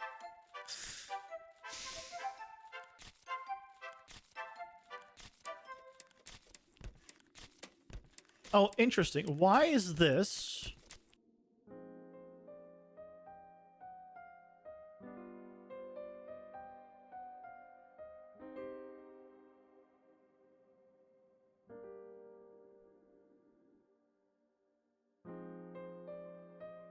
I think I might have an idea of why this is happening.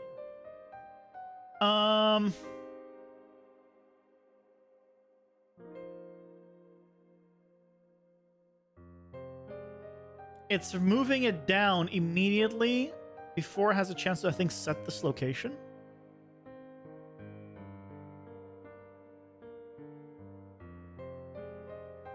Even though it's event play, it should trigger before the event tick.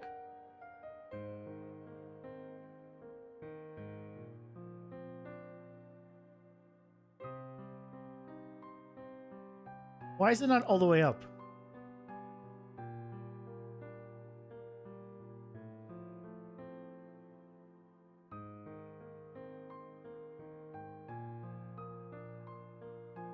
You can trigger the system to use a timeline into component by spawning an object, not actor. But I need it to be like, I have each one of these wall pieces that I'm using, right, has its own actor component. So they effectively need their own timeline. Each one, right? Because it needs to play and pause. That's why it's an actor component. So I can't use it like on a third party, like timeline of another object or something that's spawned. Unless I'm misunderstanding.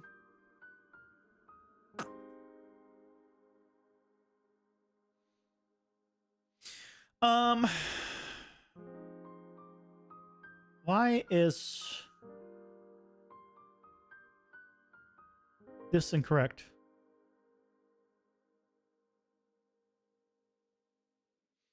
I'm just gonna do a do once.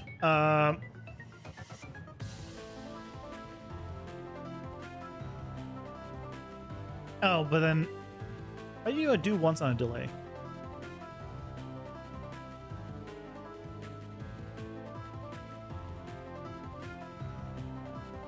That'd be too costly, but then the object have no cost in it by itself. Yeah, too much timeline is not ideal. Yeah, that's why I'm using, right, that's why we're here using different things. Like I'm doing like a distance thing to the player. That's how I'm controlling like all of this. I don't like, so this won't be running at all times, right? It's only running when you can go between rooms. When the rooms are, you're locked in, then it stops running. That's the idea.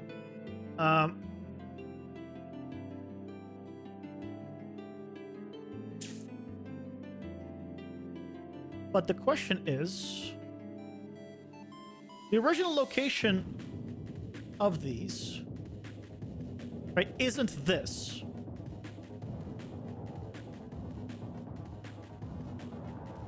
But like those are correct. Like the ones, like even these are incorrect. These need to be up higher. So because it loads in, I think it's a delay thing.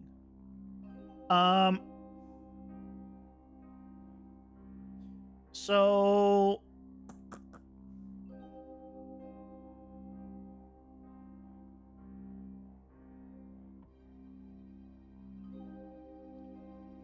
tick activated. So by default, this will be off, and do all of this.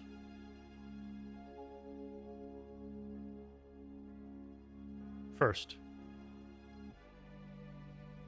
Just want to see if it's a...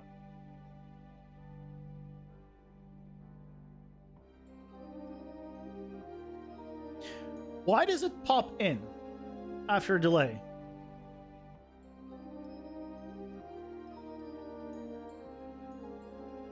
Why is that a delay on that?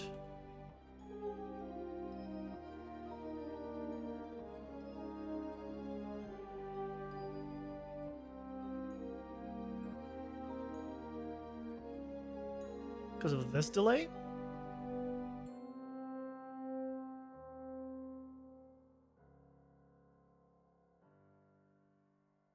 By the way, that delay is temporary. If you're wondering what the hell I'm doing with that delay there, it's temporary.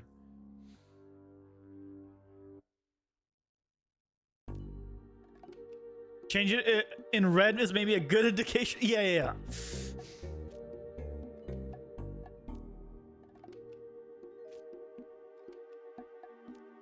Yeah, this change it is I'm getting actor of class to get a reference to my character. It's a temporary thing. And I'm waiting at base until I'm spawned. That's why there's a slight delay. It's a temporary thing for testing. Like, I'm not gonna be keeping that. It's horrible. But what doesn't make sense to me right now is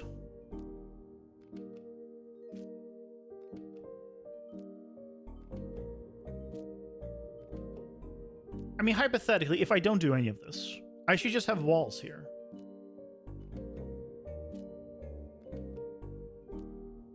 I don't have walls here. Why don't I have walls?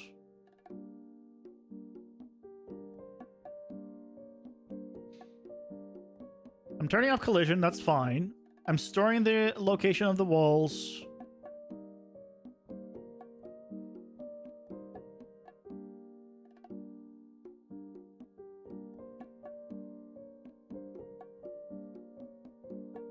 Like, because the actual levels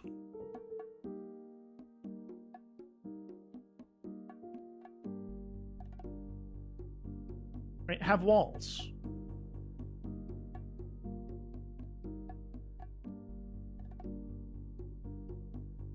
But now they disappear. Why do they disappear? Oh.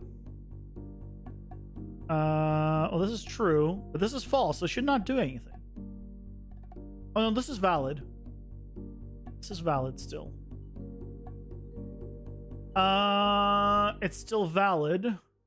No, it shouldn't be valid because I never get the player reference.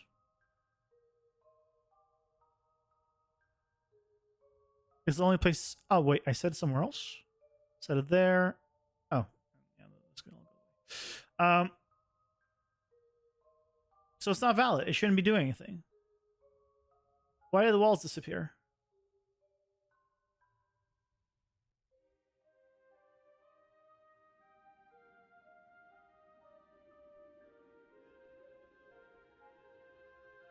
Ads are here. Pausing for ads. Camera thing. Is it a camera thing? Is it because I did this?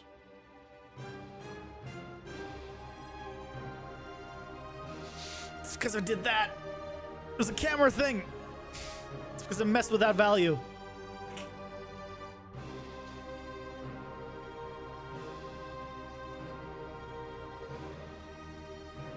Always something stupid.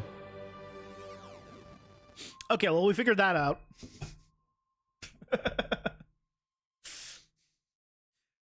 So we can go back to testing the... I can test it in this room, I guess.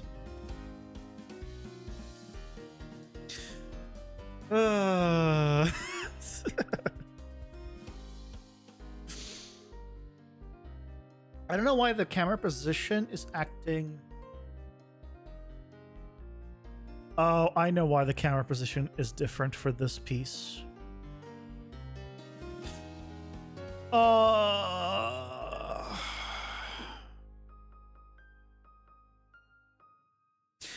really, but did you try the motion matching sample?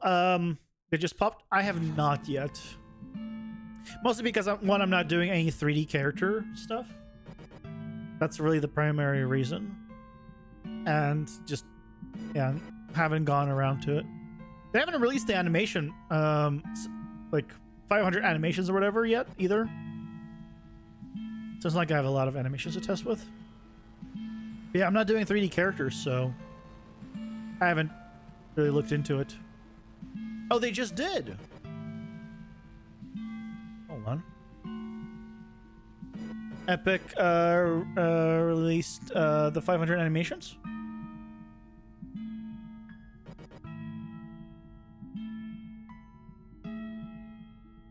No.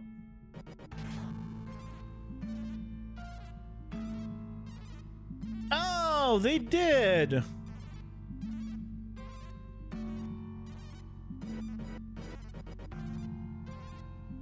Yeah, they did. Very cool.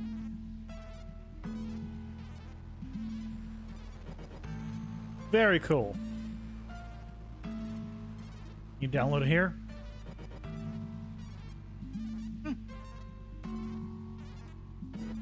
Nice. I wonder how many of these are, like, how many unique animations there are. Right? Because, you know, it could be 500 animations and, like, it's actually 250 because there's a right and left side for everything. You know? So, how many unique animations I'm curious about that don't include, like, a left and a right side, right? Because if you, like, strafe right, straight left, you know, walk, you know, if you do, like, if it has, like, let's say 8 directional movement, right? That's a lot of animation just for, like, movement. Because you have, like, forward, walk, forward, run, forward, sprint, right? So I'm curious. Yeah, I know it's all movement. So I'm curious, like, how many, like, variations of stuff it has. All right, so, like, for example, like, when he, like, leaps over, like, those leaps, I'm sure there's one that's, like, left leg forward or right leg forward, right? Or maybe, see, what I would love is for it to be smart enough to just flip the animation automatically, but I don't think it's smart enough for stuff like that. Most likely. Okay. Now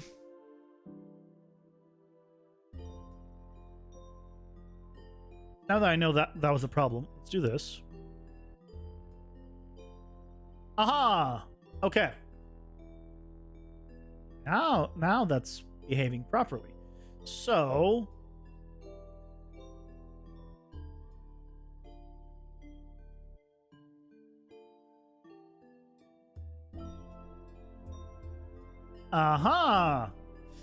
okay. And the thing that I can never remember to save my life, if smaller is faster or smaller is slower.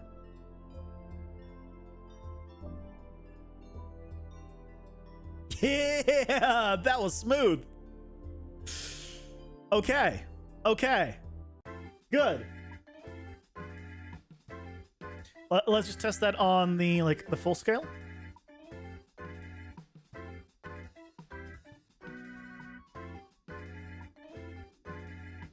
Ah, beautiful. Now, yeah, the collision isn't set there, but this is working. Also, now that I know this is all how we're going to be doing, I'm going to take you here.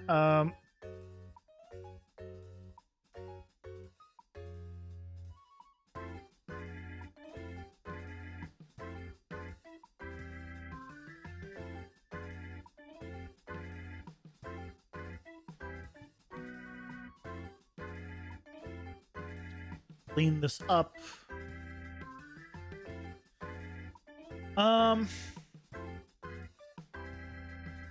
Okay.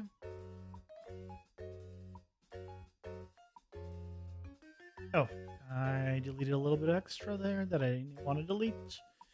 You are going away though.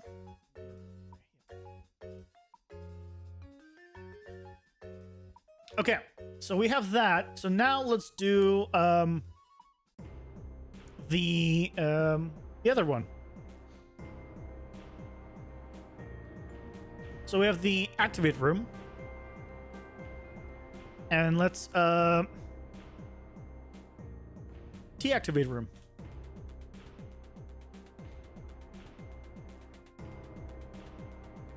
This one's harder. This one's harder.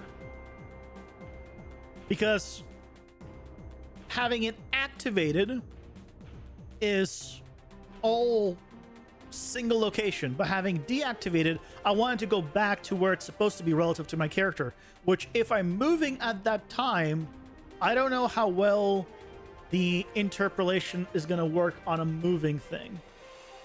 But we'll find out. So, room deactivated. All. Let's copy you. Deactivated. Hello. And on my character, I'll just do a little flippily flop. So first activate, then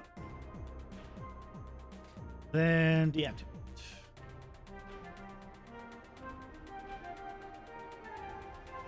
What?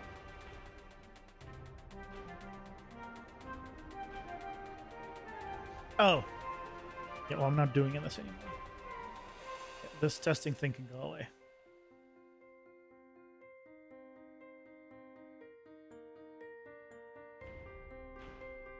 Yeah, this can go away.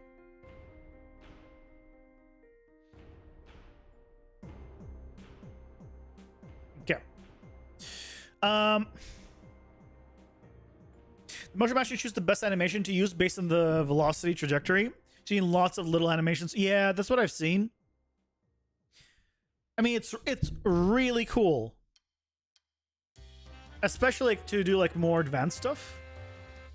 So I am curious though, like how it figures stuff like that out. Right? Because like, for example, if you were to try to do like I'm sure you can override the animations. Like if you were to do like a dodge, right? Let's say you did a dodge, and your dodge is just like a roll, okay?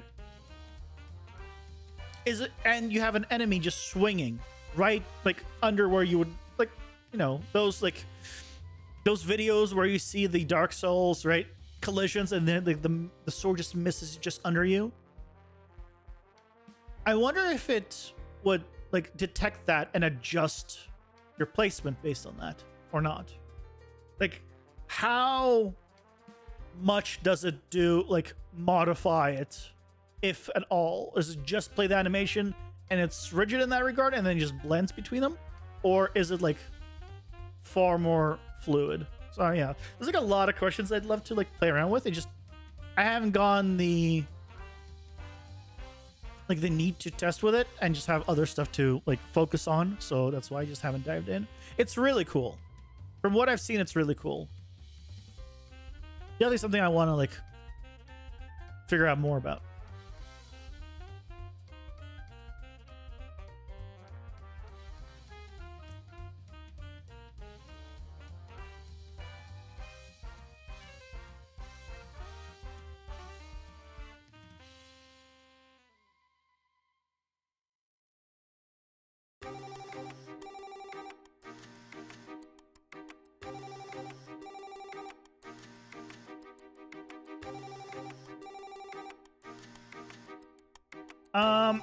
So if I just did this,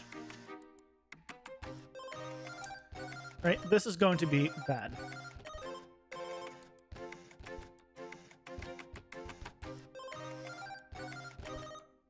Right, because if we did this and then that, right, it just snaps.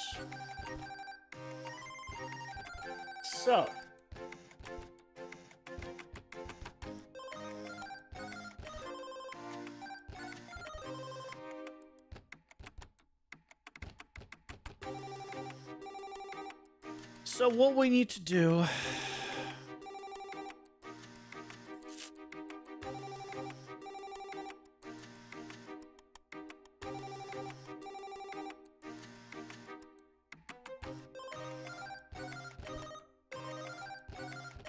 I need in position as a new bool potentially, as long as this is true. We're gonna, if it's in position, we're gonna be doing this.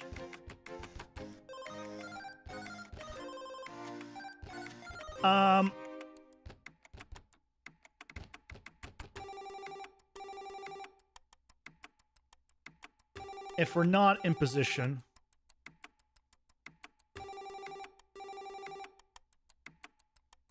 then we do this.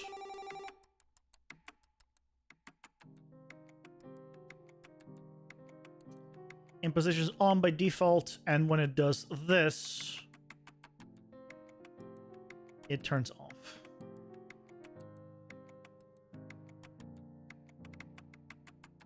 You have a database pool, and you can choose between a variable like a bool for dodge, jump, etc. Problem is you need all the transition animations, I guess, to populate the database. Yeah. I mean, I imagine, yeah, you could do that. Or it'll blend between them, right? It'll need to blend however best it can. It'll blend linearly, I'm guessing. So it might not look perfect, so you would want to get more transition animations.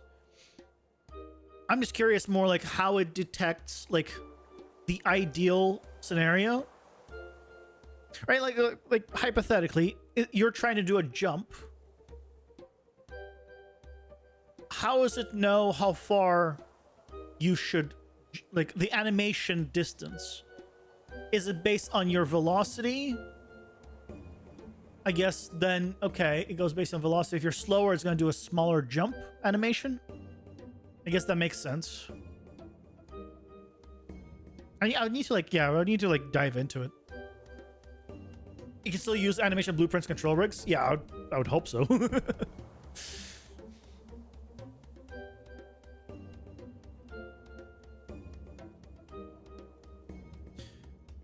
Yeah.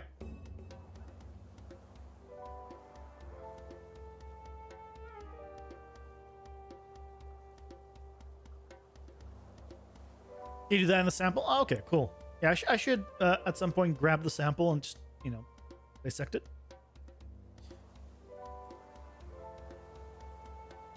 Yeah, this is no longer animated walls. This is lowering walls, I guess. So this is gonna be raising. Oh, here, I'll raise walls. So that makes more sense in a up and down scenario.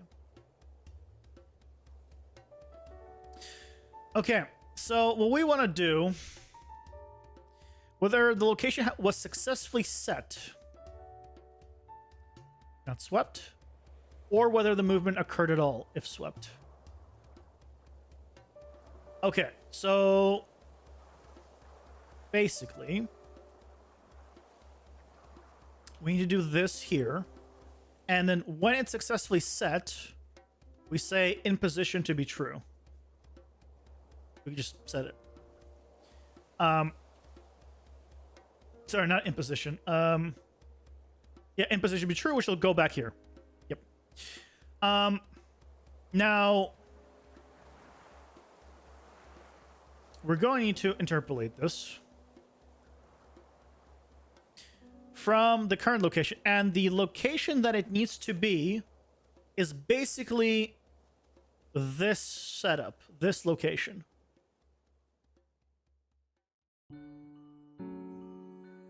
This is where it needs to be. In fact, I'll just grab this.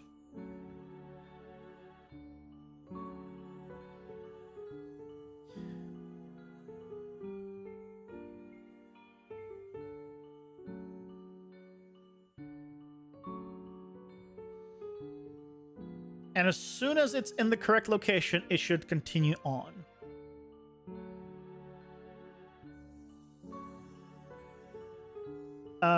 Oh, this is... Nope. Give me back the thing I had. No, I was doing the right thing. Is just this I need to have as this.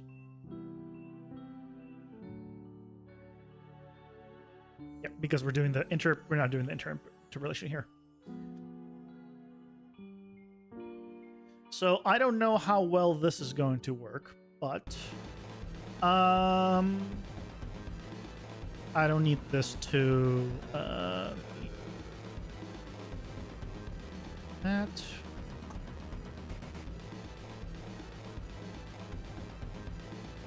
Oh.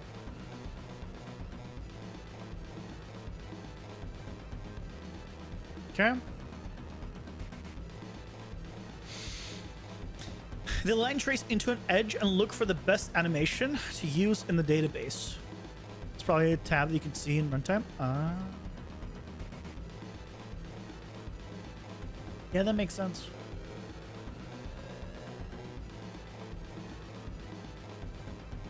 Yeah, things like that combined with how often it does like the traces and checks. Like, what if you're running and it wants to do, and it does the trace right as you're doing it, but then what if you just make the like ending landing platform disappear? Like, is it going to go back to the falling? Is it still going to do the animation incorrectly?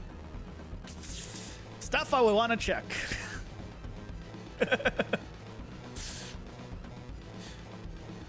And again, this is I'm not saying this as a, oh no, this probably sucks, it's probably not very good. This is just me, like, I want to know where the limits are, because that's what I like to do. I want to push things to the limits so I know what I can and cannot do with the new technology, basically. That's all. But yeah, I think it's absolutely awesome.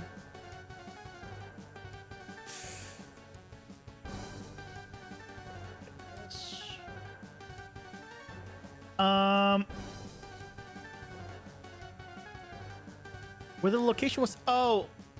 No, those would be...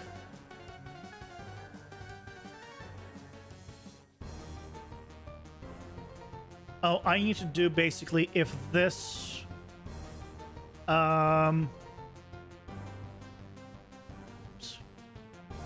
If this equals this... That's what I need to check.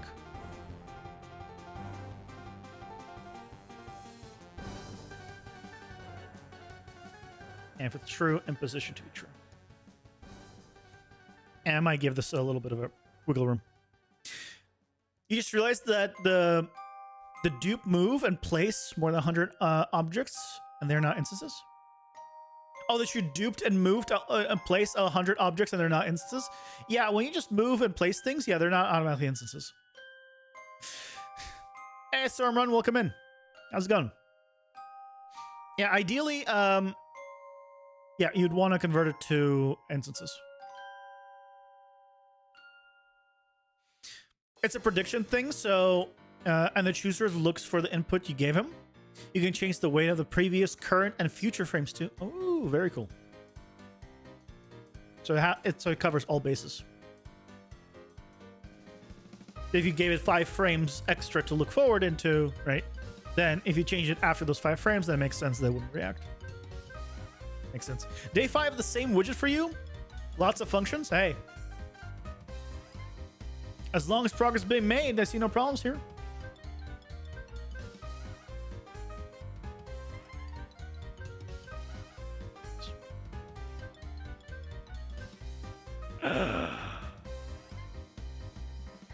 It works. Look at that. Smooth and smooth to how I want it.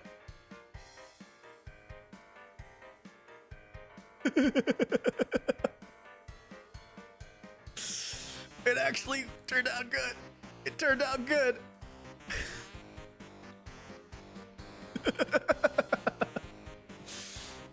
Let's see it on the full scale. My tip for using Get Rough is so much better than loop breaks. I mean, yeah, I'm glad it worked out for you.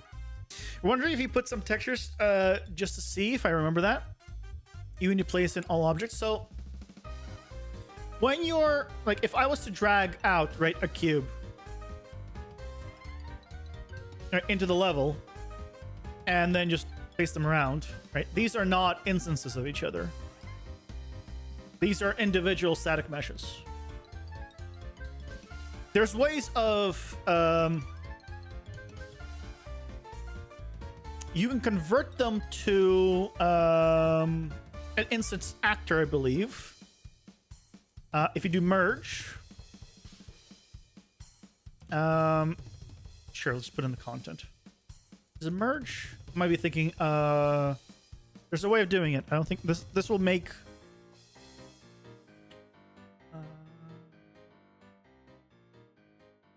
there's a way of merging static meshes where it creates basically a blueprint that has instance meshes.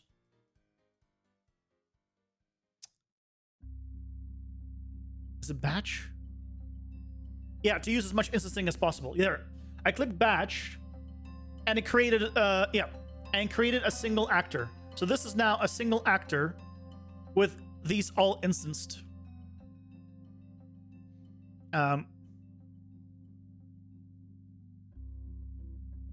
So now, I mean, the pivot point needs to be moved, but now this is an instanced actor. I know you're talking in Maya right now, but I mean, I figured I'd show you. Now, world partition, do it automatically, you think? Does it do it automatically? I have not used world partition personally. Like, I know bits in here and there, like, of like how it all works and everything, but like I haven't like dived in fully and like used it, so I don't know if it does automatically. I know it's all saved as external actors, so right, people can check out an individual asset instead of a full level, so it's really nice in that regard. Also, the guts. Don't you haven't wasted an hour in Maya. I've done it before. Do not remember from the top of my head. There is a way of instancing objects, I believe, or relinking an object and making it instanced again. As long as the actual topology and everything is the same, it's actually the same object, and you have not frozen transforms, because it'll break if you've frozen transforms. You could re-instance. Otherwise, yeah, you would need to take one and then move it around. But again, you don't do the layout in Maya. You're in Project Titan, where 600 plus artists, and it went really well thanks to world partition for large Open world, you need to generate H-slots of the maps? Yeah. Absolutely. How are H-slots, by the way? I've been getting conflicting answers on H-slots in the whole, like, them just working in general with Nanite. Do you know how World Partition, Nanite, and H-slots work together?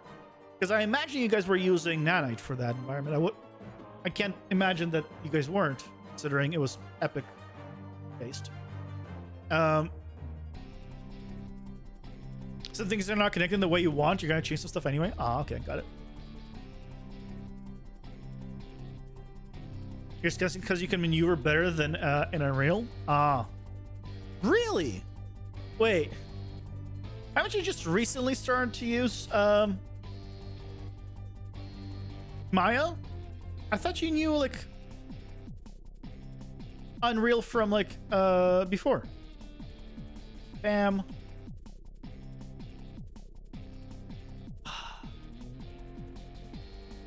So good. Okay, so some things we still haven't finished here, right? This is still not done because when they close, my collisions aren't going up correctly still, right?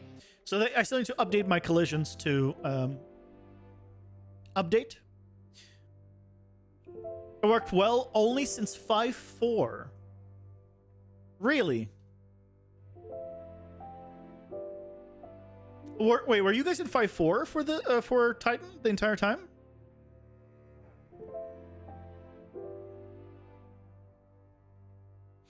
It's like I heard about. Yeah, you were okay. Like I heard about Titan, and like immediately I was like, that means there has to be a hierarchy, right? Titan Mapper will be awesome. I mean, I imagine so. You guys have like a hierarchy, like it's almost like an actual project. Like you have someone in charge making creative decisions, or like okaying assets. You have someone like, right? It's a well-guided Discord, yes. But I mean, like, if you just want to like, because I saw like a little snippet of Project Titan, where they were one of the people that was running the event was talking or making feedback to people and like, yeah, like this one like doesn't like fit the aesthetic, but right, so that means there is like direction. You have to do it like in a certain way, or they want you to do a certain way. You can't like pivot entirely. Your first interaction with Maya was a while ago in uni, but you started on Unreal a year ago. So moving the camera is still weird for you. Moving the camera, I thought was like one of the most intuitive things because it's WASD and you just hold right click. This is basically, I mean, I played a lot of Unreal Tournament and other game and things of that nature. So that's just always been the spectator camera in those kind of games. And a lot of games, even I think Fortnite, that use the same. Well, it's also an Epic. That's not a good example. Yeah, I just got used to like just that. It's WASD just to move like you would a character. I just need to hold right click and then Q and E to go up and down. So I always found that to be like a very intuitive. But I guess if you're not used to it, then people in general are very pro and kind.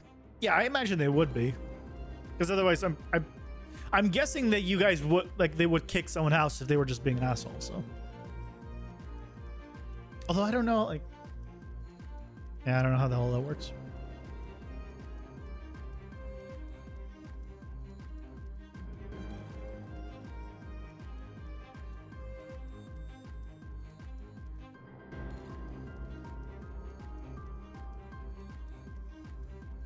And the story had some people build weird stuff and got deleted, but maybe that's like 1% of the assets, maybe.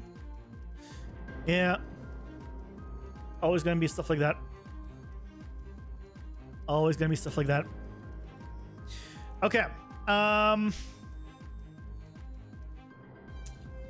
Let's start cleaning some of this up. So we have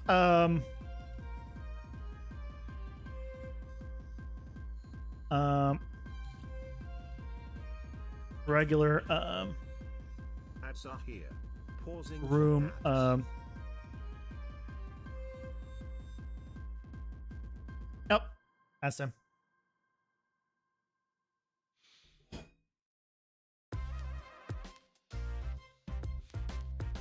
Oh man. I ran out of lamp oil. Hold on. I'll be right back. I need to fill up on more lamp oil. One sec.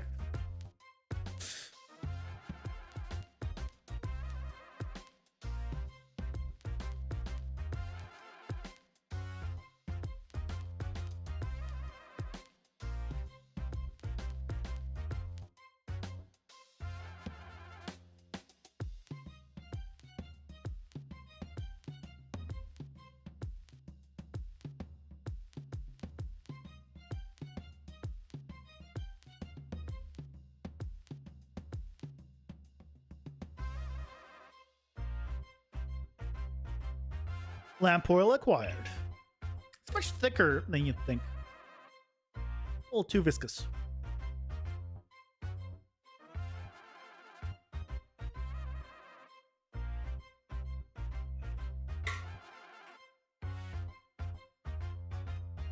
Base stuff we're look to, I assume. Like the landscape, base blueprints and gameplay too. We're free to create everything. Wait, or locked? Is it looked or locked? So wait, do you guys have input on the gameplay or not? Locked. I'll say like, if the gameplay blueprints and stuff like that is locked, that's kind of, I feel like that defeats the whole point of the game jam. Oh, hold on, is it considered, are they calling it a game jam? Or is it just an art jam? Because that's what it sounds like, just an art jam. No game jamming involved. That's what I was like originally like figuring out. Not really a game jam, but yeah, it's more like a, yeah, then it's just like art jam, which is fine. Nothing wrong with that.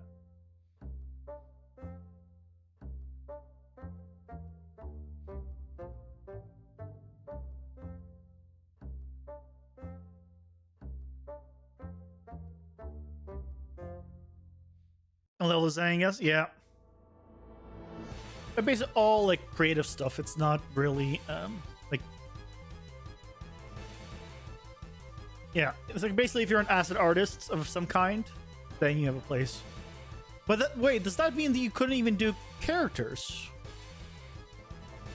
Some of the gameplay requests in the Discord guy in the game? Yeah.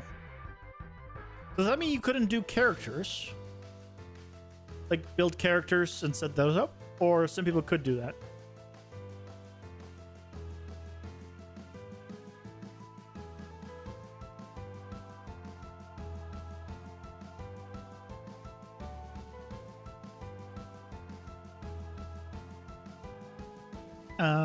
This is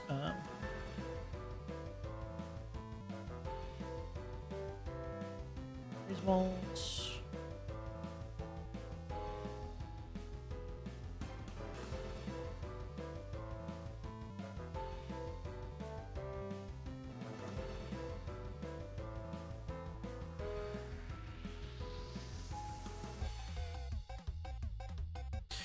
Lower walls.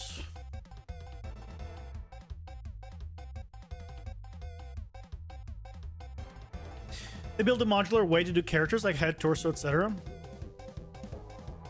Oh, okay. So you, but like you couldn't like create like a creature, right? Yeah.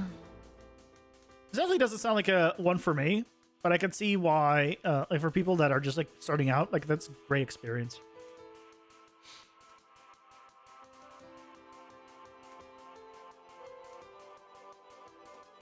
That is good experience.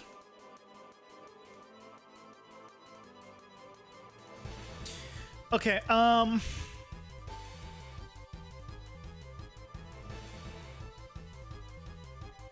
just in case, I'm also going to set this to be off.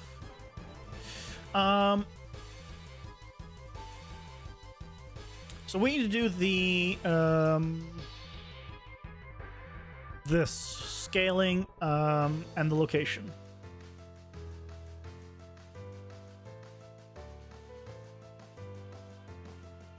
So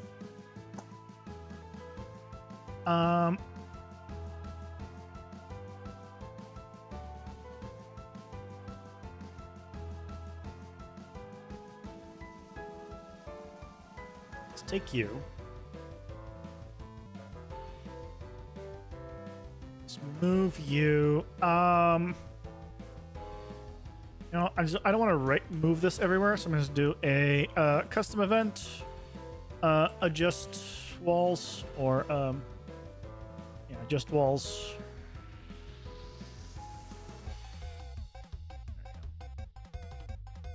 There. Now I don't have to drag that across the entire map. Okay.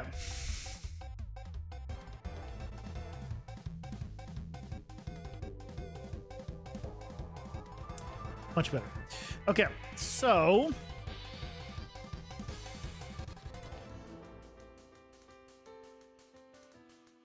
I need to adjust this. There's a lot of PCG too. The map was massive and tons of modular VFX. When we release, we have lots of freestyle stuff to play around. Freestyle. Oh, so they're making it like releasing it, like everything that you're doing will be available for everyone, like down the line kind of thing. Like, that's cool. Something I did to NPCs who wander around, I saw. Oh, that's actually really cool then. Neat. I like it. Okay, so we need to do another interpolation.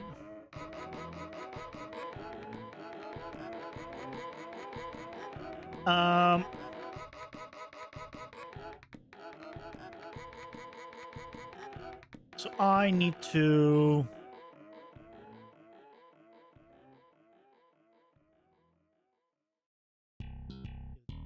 time here.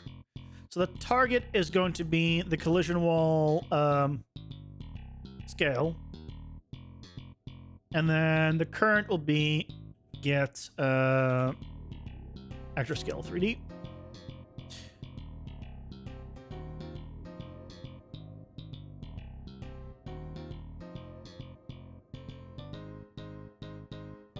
That's going to be that. And then here for location,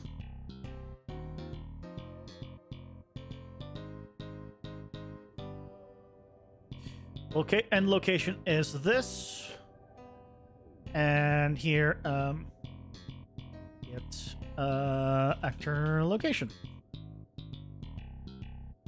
And to make sure that it works, I'm going to make it visible again.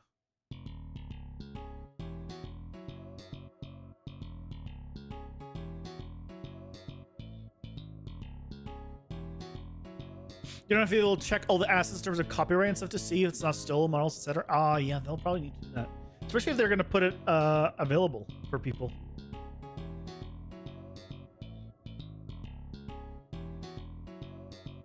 Okay. That looked good. So when it goes up, it all went up and the collisions went up as well. Fantastic. That works. So now we do the same thing but going down.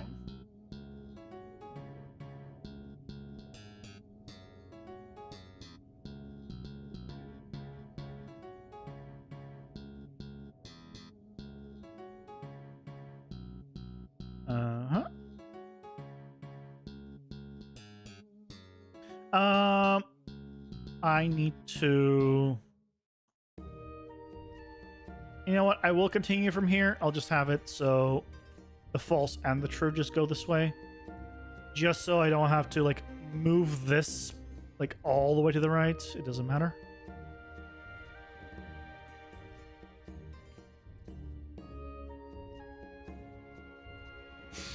For your level, use 90% of another guy's models. Very cool stuff. You're hoping it's legit. Yeah, it's hard to like know, right? And for stuff like that, I imagine you also can't know if they made it like even if it's their own, right? You don't know if it's something like they made for this, or it's something that, you know, they made years ago or something, and it's taken them a long time, and right, or it took them 5 seconds, right? There's no like reference for anything. I guess it doesn't really matter, but if you're like, just from the point of view of like, maybe some people like to compare like how they're doing compared to somebody else like in the group. You don't know like how they did it, how long they took on it, possibly. But again, lots of positives from it. Lots of positives. Okay. So we're changing this and this. And this is going to get considerably larger. So let's just move you over. So we need this.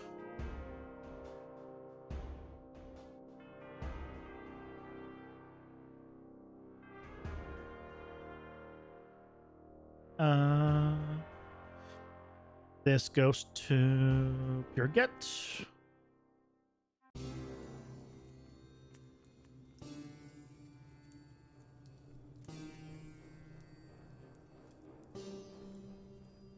I'm gonna do it through 2 conversions, but at least then it'll be consistent.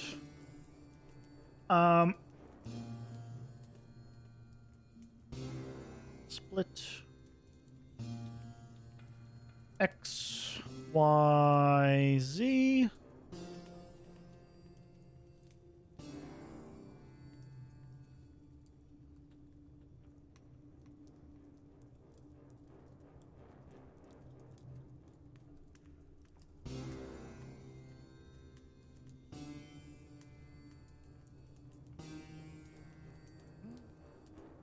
I probably should make this like a function so I can just use it in both places, but for now. But if they did, it's years ago, it's basically giving it away. Oh yeah, that's true. Yeah. So I guess as long as they're fine giving it away, yeah, whatever. Since Sally's, if it's the art direction, you're okay with that? Yeah, that's true. Yeah, the fact that, you know, all of the stuff becomes like public property effectively. Yeah. I guess there's really like, sure, like go ahead kind of thing, right? Yeah, that is a very good point.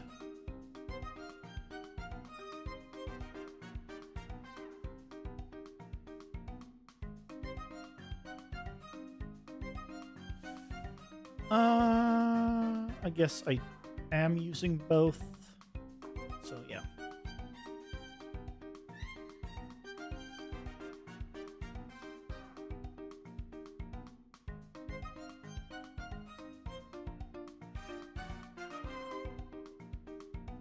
Okay, so now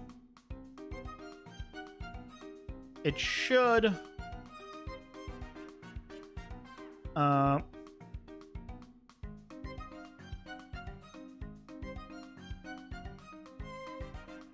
be good.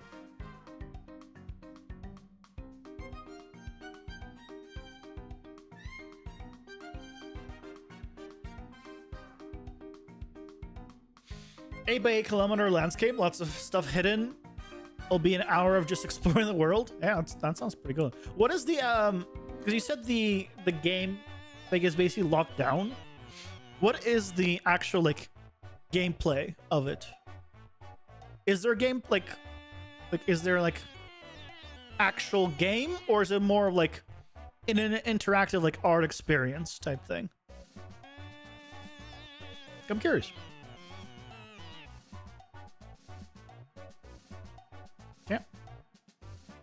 See, goes up, comes down. Look at that.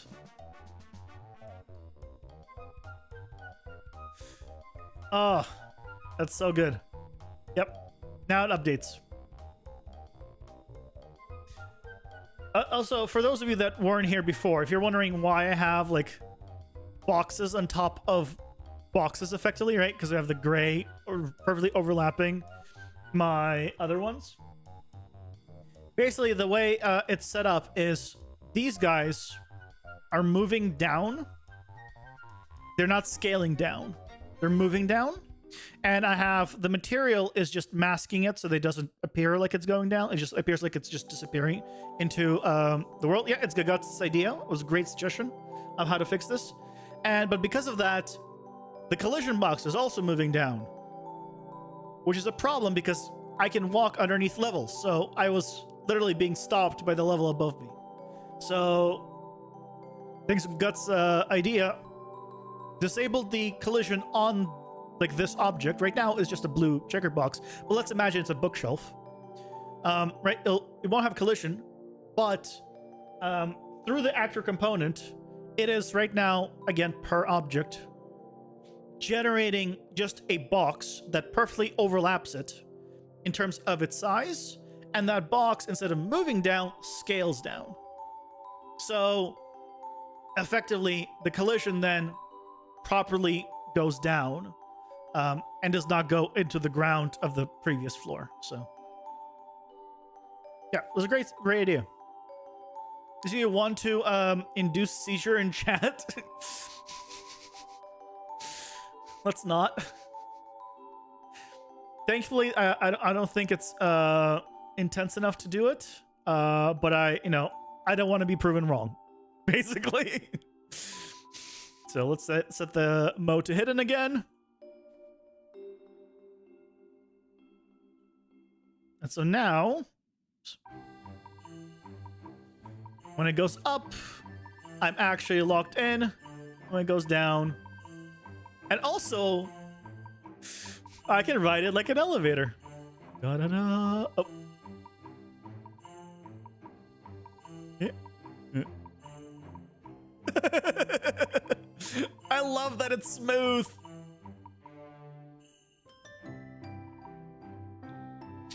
Oh, the fact that it's smooth is so good.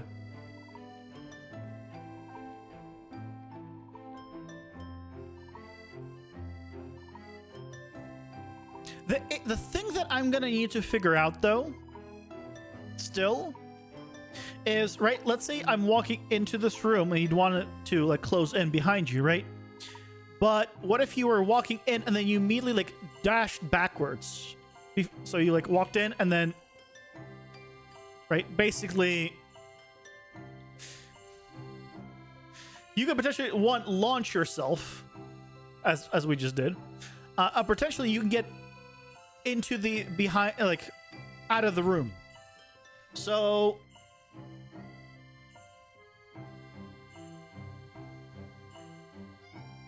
I'm gonna need to figure out a good way of, like, when do the walls come up, kind of thing. No, it can't be a cinematic entrance because it's gonna be so, right. So the idea is, right, in the game, you clear it. You clear by room. So let's say you start in this room, and let's say you go right. You go into this room. The walls come up. I need to adjust how, like, the visibility is, right, and all that still, because this is not a good enough cutout. It need a better cutout. But, like, let's say, okay, I've done it. I've cleared this room. Obviously, we don't want the floor cutting out. Again, ignore that. You clear the room, and then you want to go to the next one because the room's cleared. It now opens, but now let's say I go here, and then immediately, as I go through, I just, go back. Oh, and I can't press the button as I'm doing the other button combos, right? And I just jump back. So now the walls have closed, and I'm in this room. So at that point, I need to, again, lower them.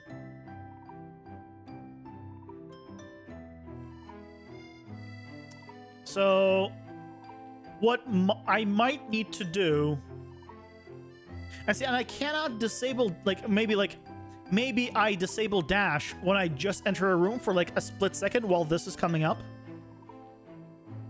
But then I can, depending on, like, when it triggers, like, I can still do it, like, I guess if it's animating, or if it has activated, I can make it so you can't dash until it's finished going up. But I don't want, like, right? But then you can't go in, have it like pop the walls up and dash like at the same moment. You're not gonna like that. Also, I can feel it's framing because it's loading way too many rooms around me. So it's something I still need to kind of figure out, like what the best approach to that is. Maybe activate the collision only when the walls are up.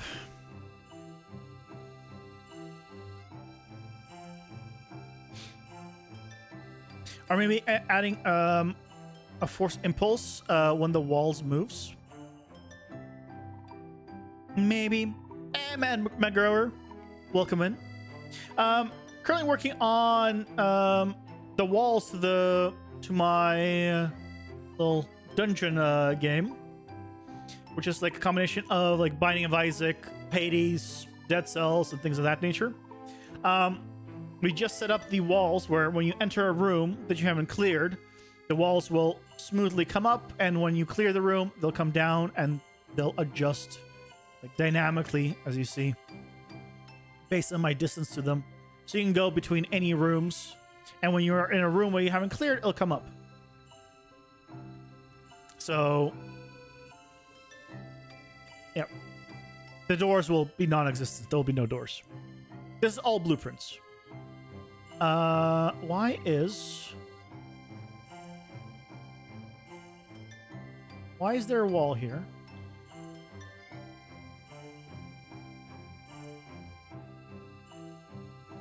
That was fine.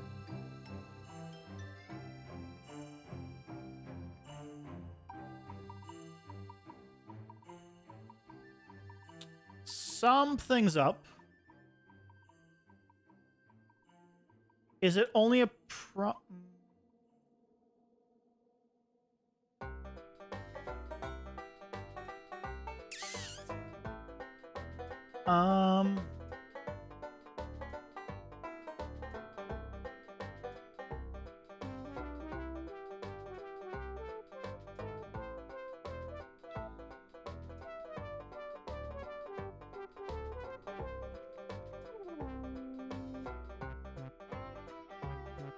Okay, something isn't... It's not quite working. Something ain't quite working. Let me see if... make it visible. You need to check where the player is when the wall's fully up to avoid unwanted bugs. Yes. And I was already doing that in the previous version. Or basically if...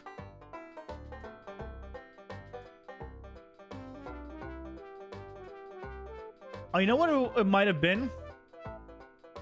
No, if I spam it, it's fine. I mean, I'm never gonna spam it. It's only gonna trigger once, but...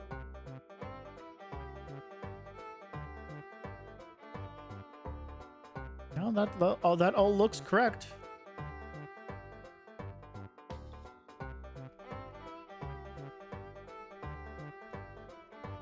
Well, I'm just not gonna be able to replicate it now. All works good.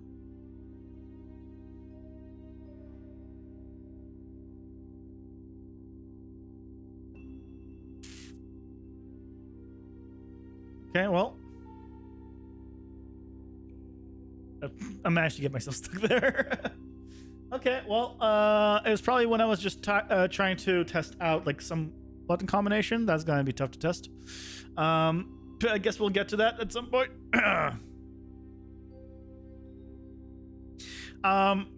Okay, but that is now working. So if I was to load up my like the actual like current game, this one, right? So currently, when we load in,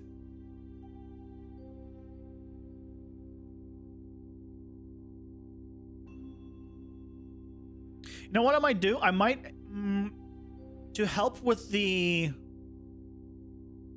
distance thing, I might raise the angle even more, just a tad. I might make it even higher, like even more top down. That might help. But yeah, so right now, right, I can go here, I can go in between rooms, but as soon as I go in here and I load in, right, I can't get out. So that's gonna be the same thing. Right? I can jump out and die to my death, but I can't like leave the room. So door shuts behind me, but again, in the new version, there's not gonna be any doors. Also, yes, I'm using the one-shot weapon right now because debugging, and that's still a bug to me. And then once this is unlocked, right, I can go anywhere I want again. So we said that we're going to be implementing that, but I wanted to show that what happens when I go backwards, like really quick. All right, so it's door unlocked. If I come here and then, well, I failed to come back. But basically, if I go into the other ones, after 3 seconds, it checks if I'm in this room. If I'm not, it opens the doors again. So basically, if I somehow dash backwards at the last moment and I end up in the previous room, after 3 seconds, it's like, oh, you're in the wrong room. Opening the doors. So that's probably the same kind of implementation that I will do on this version.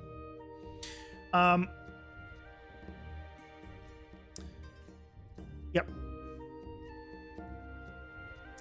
Now that I set the more top down, right, because we see like pretty far over there. Like I kind of like this angle, but I mean, hypothetically, if I was to raise the camera angle, it's currently at -30.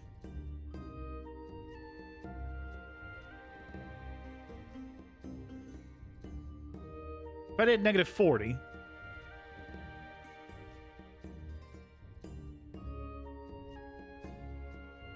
no.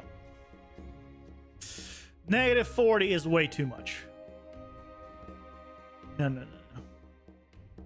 But -35, just want to see if indeed like -30 is maybe checking the height of the player if he if he's falling. Yeah, the current way that it checks is actually not bad. Honestly, it has a good overview of the area. I might go with this. The way it works right now is if I get inside of a room, it will not lock and close down, basically, lock myself and spawn the enemies until not only am I in the room, but I also have landed in the room. So that way, if I'm like falling, or if I've jumped and I'm going through an area, or I'm dashing like at a diagonal, clipping a corner of a level, it won't count it as I'm in that room until I'm entered it and I've landed in it. So that's the way it is. So that way it prevents yeah. So like for example, if I went here, right, and I just dashed right across this gap and that was a room, wouldn't want that. Speedrunners will love this game. Yeah, people have said that. Good. It's procedurally generated each time, right? So it's a random layout. So right now you don't see a minimap, but there is a minimap. If I load in this, obviously not final minimap, but you can see there in the top right, there's the minimap. And if I go to a different one, yeah, you can see there's a full minimap. It's gonna be all like visible, or more visible because there's not gonna be a door need for it. But yeah, if you want to, right, you can just come here. And you see how it says door unlocked because I've gone to a different room. Yeah, this is not supposed to drop, but still need to be adjusted. Yeah, because I guess I clipped something. But yeah. So yeah, there's gonna be like, it's a mini map, but it only shows the current floor. So it's not gonna show you like the full way, but it does show like enough. And it does tell you like where there's like stairs up and down. I don't know if I can get a good one. Ads are here. Nope. Pausing for ads. Ads. Wait, your building that you did with the modular parts has 7,000 objects? Is that right? I mean, I don't know. Did you build a building with 7,000 objects? That seems a little high. Like, very high.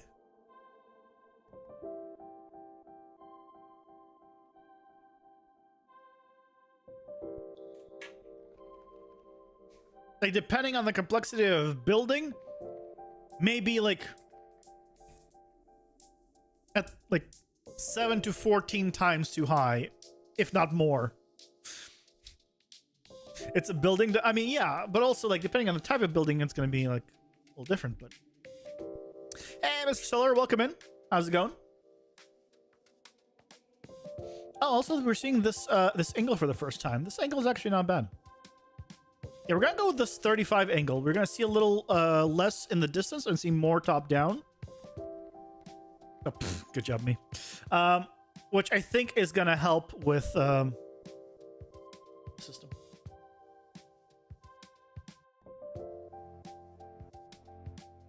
Gonna help with this. Didn't get a good view though. I want to load one that has like, yeah, that still gives me like the depth and stuff. Whee! I'm gonna need to make sure that if I'm on top of this, that it can't go up. Basically.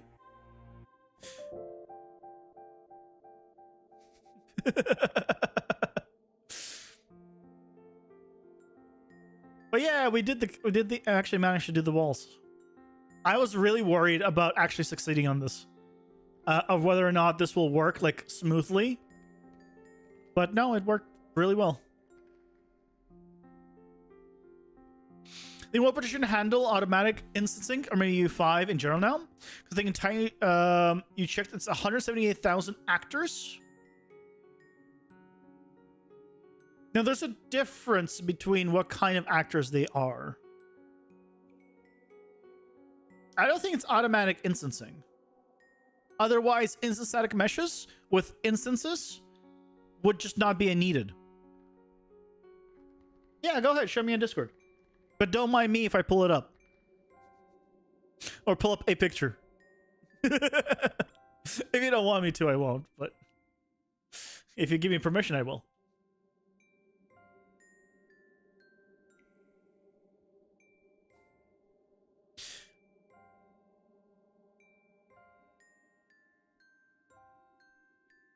Yeah, but right, we can go in all the places. Right, we still need to control the... So... These walls, I'm gonna need to adjust the figure out some settings on them for. I'm going to adjust how they're disappearing vertically. Very raw testing and learning. Also, so you're okay with showing? I can give you some tips. Okay. So, I imagine that this... Did you make this a modular piece? And so it is just each one of these is modular? Is that what you did? You made every single one of these modular?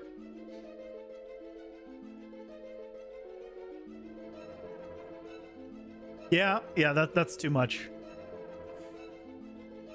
It's not needed. Like at that point, like yeah, if it's all instance for automatic instant static mesh is here since 423, but it's not runtime. What do you mean? So if I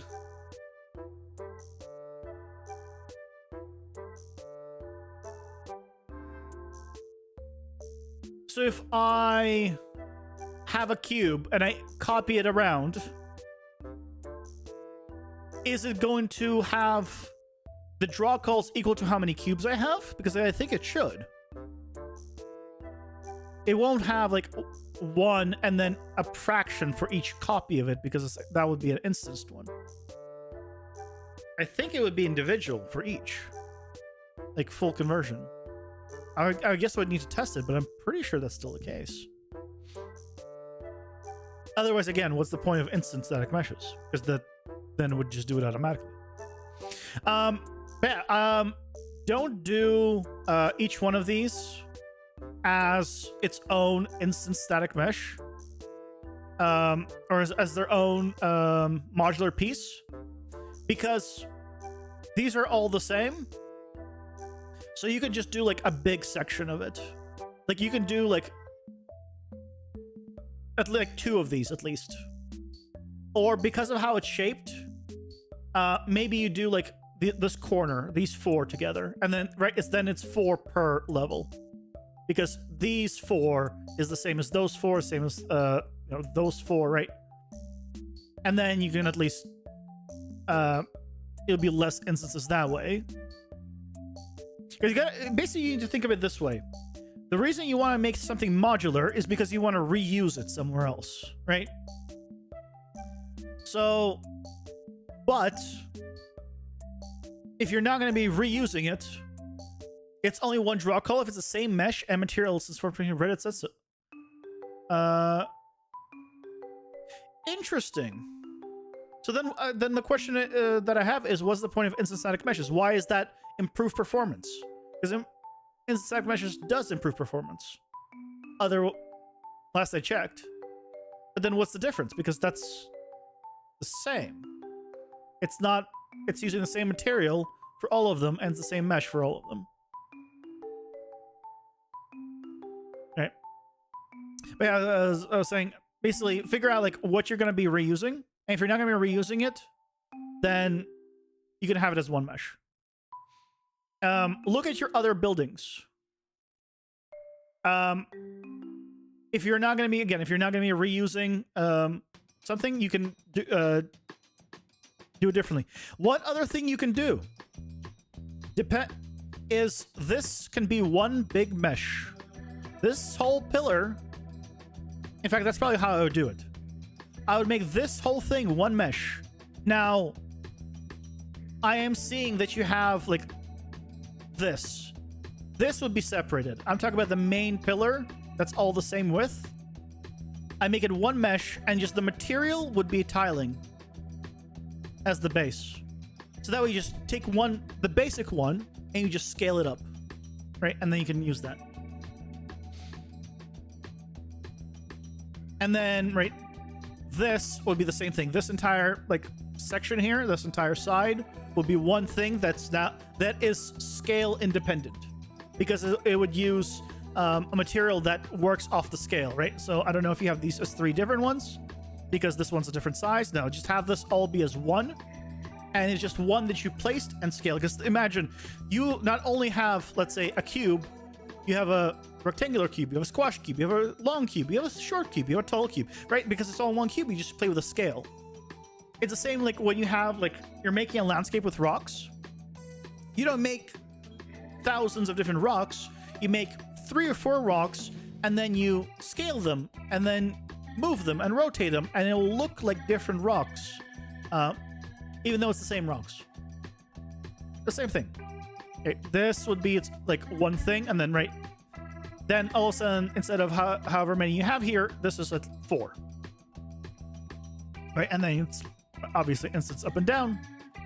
Same thing. This is now becomes what, 3 per side if I copy it over, right? Dynamic instancing can be enabled or disabled with, oh no, it got cut off.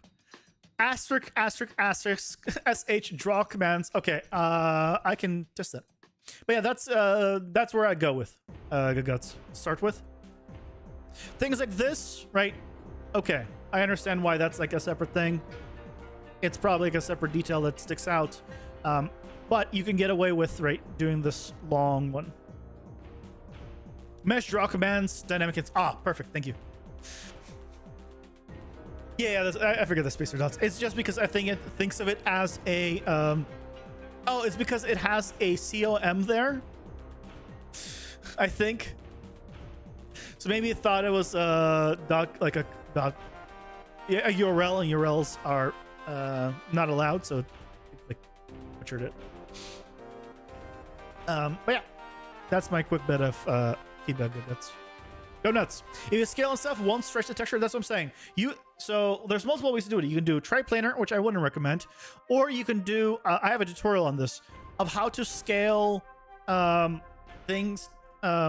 This only really works best when you do it uniformly, but you could do like triplanar. You can do like other tricks to scale things based on each axis, so that way it won't stretch. It'll just tile. It'll just tile more and more and more, so it'll get you what you want. I think Nanite has only one draw call for all the mesh. Nanite has 0 draw calls. If you make a level purely with Nanite, you will have 0 draw calls because it just does not calculate draw calls. It basically puts the same cost of a draw call everywhere else in other locations. Yeah, like when Unreal 5 was first releasing, I started playing around with Nanite. One of the, because I was working virtual production, draw calls was a big thing. I mean, it's always been a big thing, right? But then I was like, I did a test because I did like a lot of testing with Nanite. No, even the materials did not do draw calls. Nothing came. So I created a full Nanite setup with different meshes and different anything, and with their own materials, and the draw call read 0. I had like 1,000 objects in the world, and as long as they were Nanite, it read 0 for draw calls. It's not that draw calls are, draw calls are 0 because it just has put the computation and whatever it's doing is just in other locations. It's just not in draw calls. That's all. So it's not that, free performance. No, it's just, it doesn't do draw call calculations anymore. So yeah, with Nanite, because yeah, if I'll as a quick test.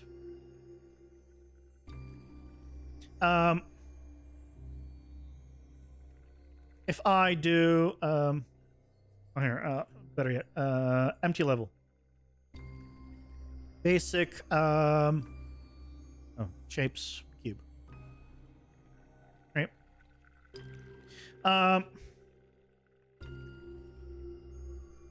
It's our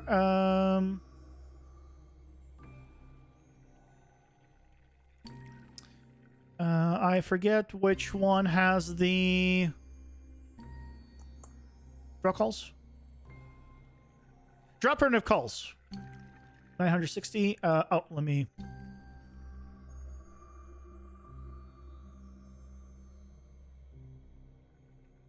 Draw primitive calls. 580. Kill that. Okay. So it has 580 by default there. I place you in. It has 590. 586. Right, but it was 580 blank. Don't ask me why it's 580 blank. I can't tell you. But if I have this and I'm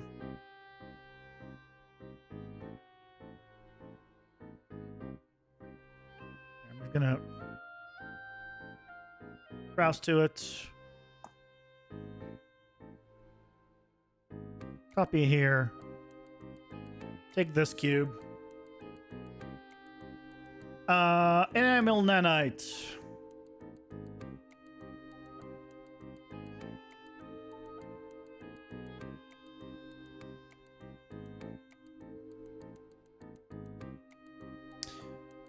Draw calls. It's less than, it's 420. Oh, it might be Lumen stuff. Yeah, hold on. Post. Oh. Yeah, I mean, I have Lumen on, so let me go. Lumen. None. None.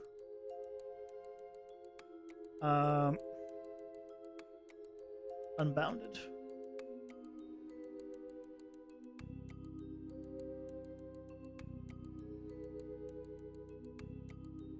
$413. Okay, 413 with nanite. I don't know why it still has draw calls. 414. I see 414. It basically goes up to like 414. With this, 413, 406, 413. It actually went down a draw call. Right? It's not 413 instead of 414. It somehow went down a draw call. So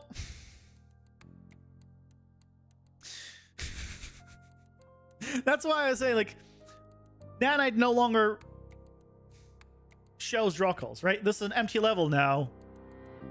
And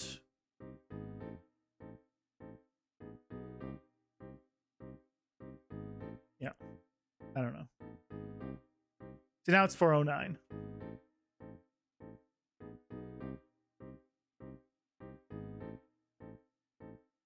Yeah, it's real weird. But basically, more or less, it does not calculate draw calls. I don't know why I'm having draw calls by default. That's probably Lumen. When I tested this, like project settings were all set to none in terms of like post-processing and stuff. So I'm guessing a lot of that is coming from that. I would need to do like a full like default everything. But yeah. By default, all we see on screen is draw call, all the cache stuff, and all the things behind the scene. Yeah.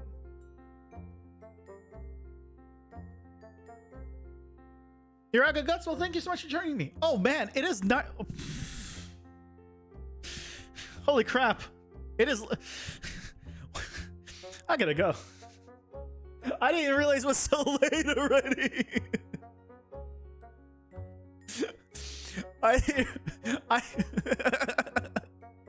It's 6:28. What are you doing up so early? But we did it. We got what we wanted done. Which was getting these walls to now go up and down smoothly. That's a problem, but that's because it's going from below the bottom floor or the floor below it. I see do not have the walls be as high, and then that wouldn't be a problem.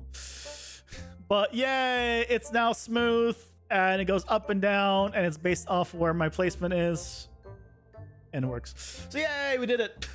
But yeah, we'll be continuing this tomorrow, and going on from there. Good stuff. I'm quite satisfied with bedtime at 6:20. It is 9:20 here, but Pia, and I'm like, oh, bedtime soon. Okay, guys, thank you so much for joining me today. I'll be back tomorrow at 6 p.m. Pacific, as always. Hope to see you guys then for more awesome game dev. Take care, guys. Bye-bye.